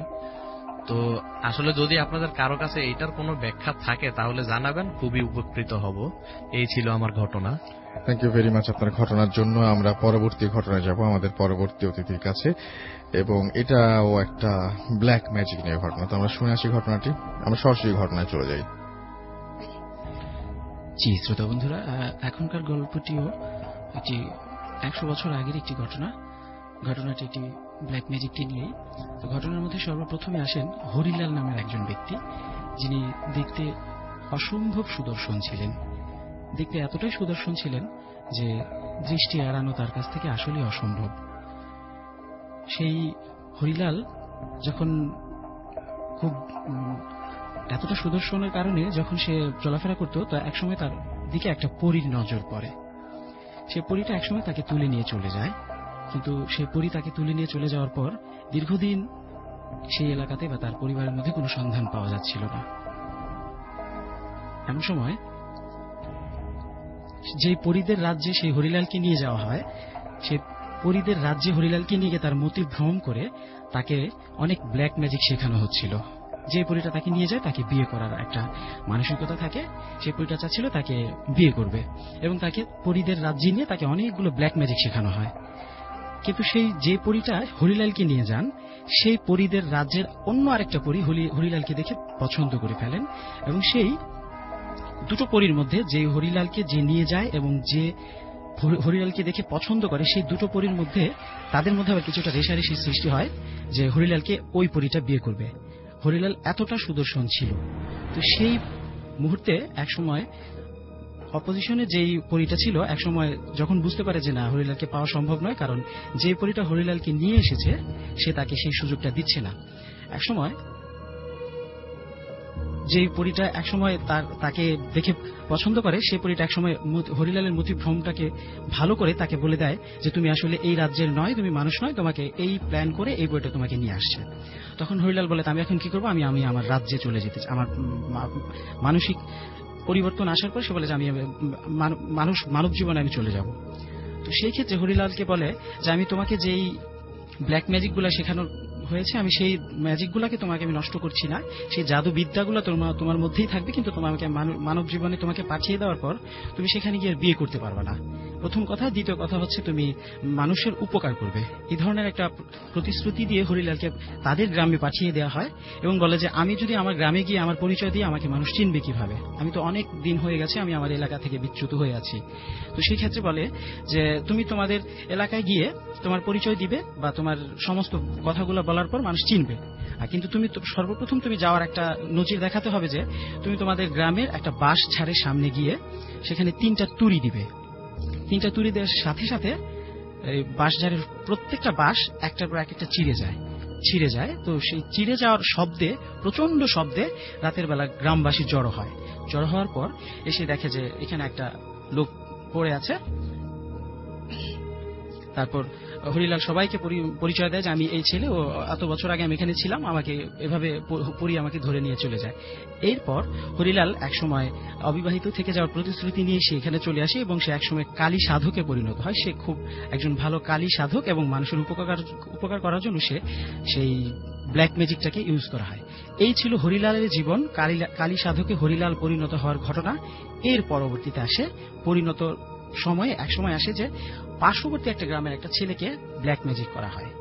সেই ছেলেটা এতটাই ব্ল্যাক ম্যাজিকে আক্রান্ত হয়েছিল যে সে যখন মানুষের সাথে কথা বলতো, যেই মানুষের গায়ে সেই আক্রান্ত ব্যক্তিটা থুথু ছিটে যেত, সেই মানুষের অসম্ভব ভয়ানক প্রকৃতির স্কিন রোগ হতো। তো এই ধরনের অসম্ভব সমস্যার জন্য সেই পাশের গ্রামের অসুস্থ ছেলেটাকে নিয়ে হরিলাল সেই কালী সাধকের কাছে নিয়ে আসা হয় এবং হরিলাল বলে যে ওকে আমি ট্রিটমেন্ট করার জন্য আমার প্রয়োজনীয় কিছু জিনিস লাগবে, যেমন 10টা মোমবাতি, আগরবাতি, তারপর সরষের তেল, এগুলো নিয়ে আসতে বলা হয় এবং বলা হয় যে অমাবস্যা রাতে নিয়ে আসার জন্য। যখন হরিলালের কাছে সেই অসুস্থ ছেলেটাকে নিয়ে আসা হয় অমাবস্যা রাতে, তো হরিলাল সেই অসুস্থ ছেলেটাকে একটা শ্মশানের মধ্যে গোল সার্কেল করে গোলাকৃতির বৃত্তাকার করে সেখানে শুইয়ে দিয়ে বলে যে আমি ওকে দিয়ে যখন আমার ট্রিটমেন্ট শুরু করব, ট্রিটমেন্ট শুরু করার পর এক সময় শ্মশানের পাশে একটা পুকুর থাকে, তো আমি যখন ওকে ট্রিটমেন্ট করতে করতে আমি এক সময় যখন শুয়ে পড়ব, শ্মশানের মধ্যে কালী পূজা করার সময় যখন সনাতন ধর্মাবলম্বীরা কালী পূজা করে, রাসেল ভাই দেখবেন ওখানে বলি দেওয়ার জন্য এক ধরনের খড়গ থাকে। তো সেখানে বলে যে আমি যখন ওকে ট্রিটমেন্ট করতে করতে সেন্সলেস হয়ে যাব, তখন সেই খড়গের মধ্যে মানে ইসেকে এই কালী সাধককে রেখে আমাকে বলি দিতে হবে, তার মানে জবাই করতে হবে। তো জবাই করার সাথে সাথে সেই সার্কেলের মধ্যে শুয়ে থাকা অসুস্থ ছেলেটাকে আমার গায়ের রক্ত ওর গায়ে কিছুটা মেখে দিয়ে যতটা দ্রুত সম্ভব আমাকে সেই শ্মশানের পাশের পুকুরে ফেলে দিবে। সেই শ্মশানের পাশের পুকুরে ফেলে দিয়ে হরিলালকে যখন সেই শ্মশানের পাশের পুকুরে ফেলে দেওয়ার পর পরবর্তী অমাবস্যার সময় সেই অসুস্থ ছেলেটার আত্মীয় স্বজনকে আসার প্রতিশ্রুতি দিয়ে দেয়। যথারীতি এটাই হয় এবং সেই অসুস্থ ছেলেটার লোকজন ওনার সেন্সলেস হয়ে যাওয়ার পর হরিলালকে সেই খড়গের মধ্যে নিয়ে তাকে বলি দিয়ে সেই রক্তটা ওর গায়ে মেখে দিয়ে হরিলালকে যথারীতি খুব দ্রুত পুকুরে ফেলে দেয়। ফেলে দেওয়ার পর পরবর্তী অমাবস্যাতে যখন আসেন, দেখা যায় যে সেই কালী সাধক তান্ত্রিক ব্যক্তিটা অসম্ভব পরিমাণে কাতরানো অবস্থায়, প্রায় আধমরা অবস্থা, সেই আধমরা অবস্থাতে হরিলালকে সেই বৃত্তাকারের মধ্যে আটকানো অবস্থাতে আছে। হরিলালও মোটামুটি সুস্থ হয়ে আছে, প্রায় অনেক দিন 14-15 দিন চলে যায়। তো হরিলালও সেই মোটামুটি সুস্থ অবস্থায়, কিন্তু সেই তান্ত্রিক সাধক অসুস্থ পরিমাণের মারাত্মক, এবং সেই অসুস্থ উনি থাকার পরিপ্রেক্ষিতে কিন্তু অসুস্থ সেই ছেলেটা সুস্থ হয়ে উঠছিল এবং তার চারিপাশে যে গোলাকৃতির যে বৃত্তটা এঁকে দেওয়া হয় সেটার আশেপাশে বেশ কতগুলো ইঁদুর। যেটা পরবর্তীতে সেই তান্ত্রিক সাধকটা বলে যে ওকে বাঁচানোর জন্য, ওকে সুস্থ করার জন্য আমার অনেক কষ্ট হয়েছে এবং আপনাদের আত্মীয়দের মধ্যেই কেউ একজন ওকে ব্ল্যাক ম্যাজিক করেছে, কিন্তু ওই অসুস্থ ছেলেটার আত্মীয় স্বজন বলে যে কে করেছে সেই নামটা আমাদেরকে একটু বলেন, কিন্তু তান্ত্রিক সাধক অনেক অনুরোধ করার পরিপ্রেক্ষিতে সে নামটা বলেনি। আর যে ইঁদুরগুলো আশেপাশে ছিল সেই ইঁদুরগুলো, এটা খুব ইন্টারেস্টিং। হ্যাঁ, ইঁদুরগুলো কেন ছিল? যে ইঁদুরগুলো তার আশেপাশে ছিল, এই ইঁদুরগুলোকে প্রত্যেকটা ইঁদুরকে তার কপালের মধ্যে সিঁদুর মাখানো ছিল। আচ্ছা, কারণ এই সিঁদুরগুলো মাখিয়ে এই বন্য ইঁদুরগুলোকে ছেড়ে দেওয়া হয়। এই প্রত্যেকটা ইঁদুর এক একটা জায়গায় এক এক রকম করে ছড়িয়ে ছিটে চলে যায়, কেননা এই প্রত্যেকটা ইঁদুরকে খুঁজে পাওয়া অসম্ভব আর এই ছেলেটাকে বাঁচানোটাও ছিল অসম্ভব। এই ধারণাটা, ইঁদুর না পাওয়া গেলে তো বাঁচানো সম্ভব হবে না, কখনোই না। এটার পরিপ্রেক্ষিতেই সেই ছেলেটাকে ব্ল্যাক ম্যাজিক করে তার মৃত্যু মুখে ছেড়ে দেওয়া হচ্ছিল, কিন্তু এই তান্ত্রিক সাধকের অসম্ভব পরিশ্রমের পরিপ্রেক্ষিতে ছেলেটাকে সুস্থ করে তোলা হয়। আর পরবর্তীতে আরেকটা কথা জানা যায় যে পরবর্তীতে এই তান্ত্রিক সাধকটা একসময় নাকি যে পরীটা ওনাকে নিয়ে প্রথমে চলে গিয়েছিল সেই পরীটার হাতেই নাকি তান্ত্রিক সাধকটা একসময় ভুলক্রমে সে তার নিজের শরীর বন্ধ করতে ভুলে যান। সে ভুলে যাওয়ার কারণে একসময় সেই পরীটার হাতেই নাকি তার মৃত্যু হয়। Okay, beautiful story. Thank you so much, thank you very much. আমি চলে যাব একটা আবার হচ্ছে বিরতিতে, তবে তার আগে জানিয়ে দিই যে আমাদের ফেসবুকের যে পেজটা রয়েছে সেই পেজে একটা ইন্টারেস্টিং ঘটনা ঘটেছে। সেটা হচ্ছে আপনার তো ভূত এফএম আর কিছুক্ষণের মধ্যে শেষ হয়ে যাবে, আর ইনফ্যাক্ট কোনো ঘটনা নেই। আমি ফিরে এসে আপনাদের SMS এবং আপনাদের সমস্ত পড়বো, ফেসবুক কমেন্ট পড়বো। কিন্তু ইন দ্য মিন টাইম আপনারা কিন্তু আমাদের পেজ ভিজিট করে দেখতে পারেন, সেখানে একটা ইন্টারেস্টিং জিনিস আছে যেটা আপনার আজকে রাতে মোটামুটি পার হয়ে যাবে দুটো ভাবে। সেটা হচ্ছে আপনি আমাদের পেজ www.facebook.com/bhutfm.russell এখানে গেলে আপনি দেখবেন যে পোস্টের মধ্যে সবাই বিভিন্ন হন্টেড এলাকার ছবি এবং সেখানকার যে বাড়ি বা যাই বলে না কেন, বাড়ি, স্কুল হতে পারে, কলেজ হতে পারে, যে কোনো বিল্ডিং হতে পারে, সেরকম ধরনের কিছু, বা কোনো সময় গাছ, এগুলো হচ্ছে কমেন্টের জায়গায় পোস্ট করেছেন। তো আপনারা এটা দেখতে পারেন, এবং আপনারা যদি সেই এলাকার হন তাহলে তো খুবই ভালো কথা। আমাকে এই সম্পর্কে যে সমস্ত ঘটনাগুলো আছে সেই ঘটনাগুলো যিনি পোস্ট করেছেন তিনি বা যিনি দেখছেন তিনি আমাকে লিখে পাঠান এবং স্টুডিওতে এসে শেয়ার করেন, আমি খুবই খুশি হব। চলে যাচ্ছে একটা ছোট্ট বিরতিতে, ফিরে আসবো আবারও। স্টে টিউনড, রেডিও ফুর্তি, এন্ড ডোন্ট স্টপ দ্য ফুর্তি। Bhoot FM. The night comes alive with Graminphone.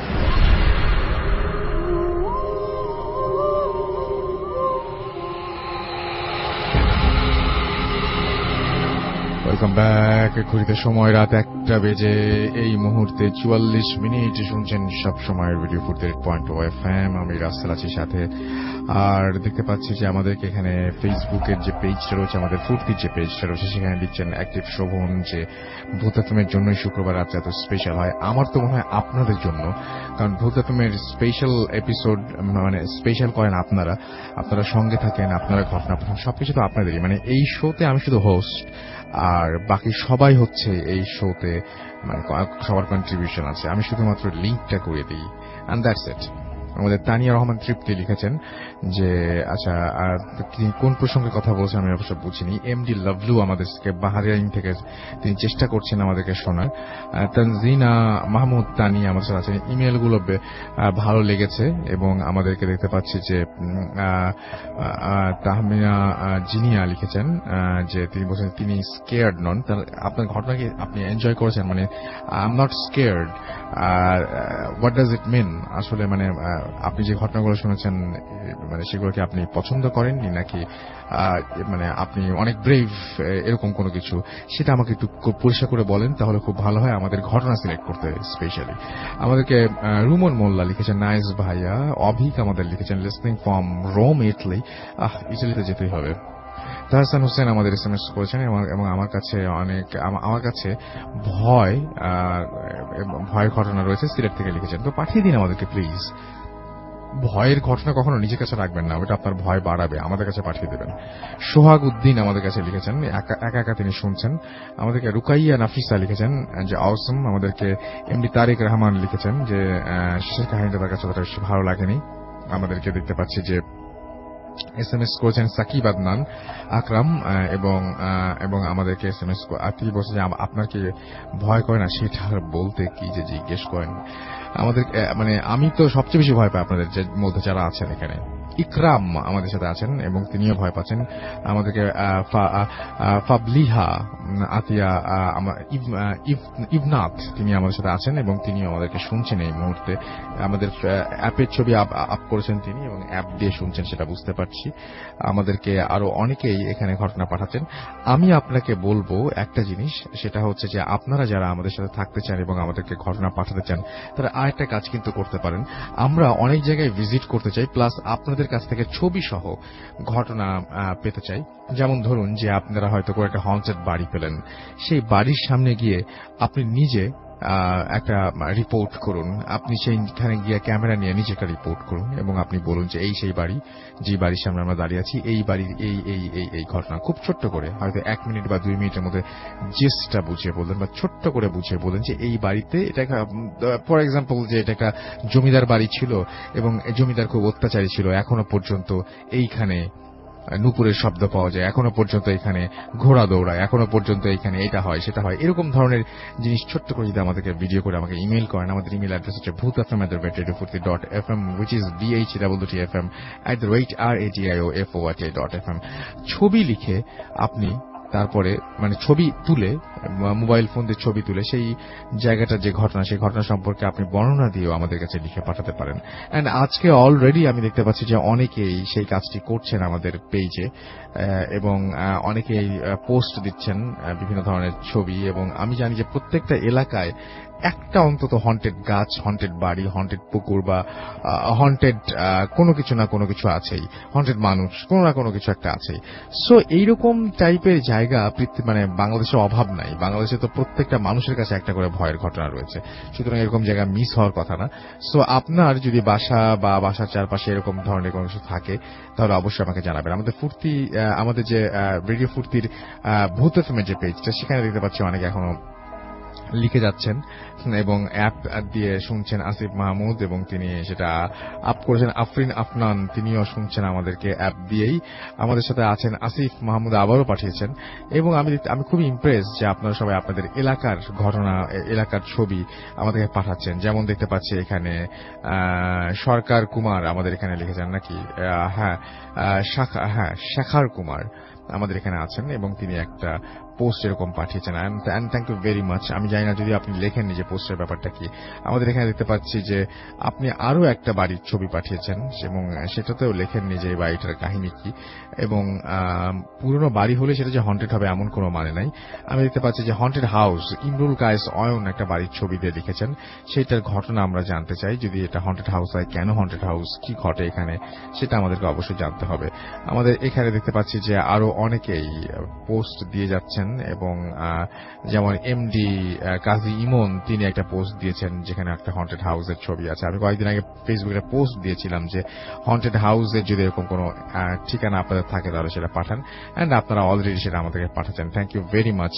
আপনাদের কোঅপারেশনের জন্য আমরা এগিয়ে যাই সামনে, এবং আপনাদের কোঅপারেশনের জন্য ভূত এফএম আরো সামনে এগিয়ে যাবে সেই প্রত্যাশা আমাদের আছে, এবং আশা করছি সেই প্রত্যাশা পূরণে আপনারা সহযোগিতা করবেন, স্টুডিওতে এসে ঘটনা শোনাবেন। এবং সেই জন্য আপনাকে যেটা করতে হবে, আমাদেরকে ঘটনা ইমেইল করতে হবে। আমাদের অ্যাড্রেস হচ্ছে bhutfm@radiofurti.fm, which is bhwtfm@radioforti.fm। আপনারা চলে যেতে পারেন আমাদের ফেসবুক পেজে www.facebook.com/bhutfm.russell, সেখানে আপনি ইমেল পাঠানোর অপশন পাবেন এবং আপনি যে কোনো ভাবে লিখে পাঠান, আপনি সেটা আপনি রেকর্ড করে পাঠান, এনিথিং ইউ ওয়ান্ট আপনি পাঠাতে পারেন সেভাবে ঘটনা, এবং আমরা সেই ঘটনার প্রত্যাশা রইলাম। আগামী শুক্রবারের মধ্যে আশা করছি আপনারা আপনাদের ঘটনাগুলো পাঠিয়ে দেবেন। এন্ড আজকের মতো আমাকে এখানেই শেষ করতে হবে। কথা হবে আবারও আগামী শুক্রবার। তবে তার আগে জানিয়ে দিই একটা কথা, সেটা হচ্ছে যে আমাদের স্বাধীনতার মাস, আমাদের মার্চ কিন্তু শুরু হয়েছে। আজকে মার্চ মাসের এই মুহূর্তে 4 তারিখ, অফিসিয়ালি 4 তারিখ। এন্ড আমরা আরো একবার শ্রদ্ধা করে রেডিও ফুর্তির পক্ষ থেকে, ভূত এফএম পরিবারের পক্ষ থেকে শ্রদ্ধা করে স্মরণ করছি সেই শ্রেষ্ঠ বীর সন্তানদের, সেই বীরাঙ্গনাদের, যারা তাদের আত্মত্যাগের বিনিময়ে আমাদের স্বাধীনতা উপহার দিয়েছেন, একটি স্বাধীন দেশ উপহার দিয়েছেন, যে দেশকে নিয়ে আমরা মাথা উঁচু করে দাঁড়াতে পারি বিশ্বের দরবারে। থ্যাংক ইউ ভেরি মাচ যারা আমাদের সঙ্গে ছিলেন, এবং আগামী সপ্তাহে আবারও কথা হবে। সেই পর্যন্ত সবাই ভালো থাকবেন, সুস্থ থাকবেন, সুন্দর থাকবেন, মোস্ট ইম্পর্টেন্টলি ফুর্তিতে থাকবেন। আজকের মতো এখানে শেষ করছি, টাটা। Exclusively on FusionBD.com.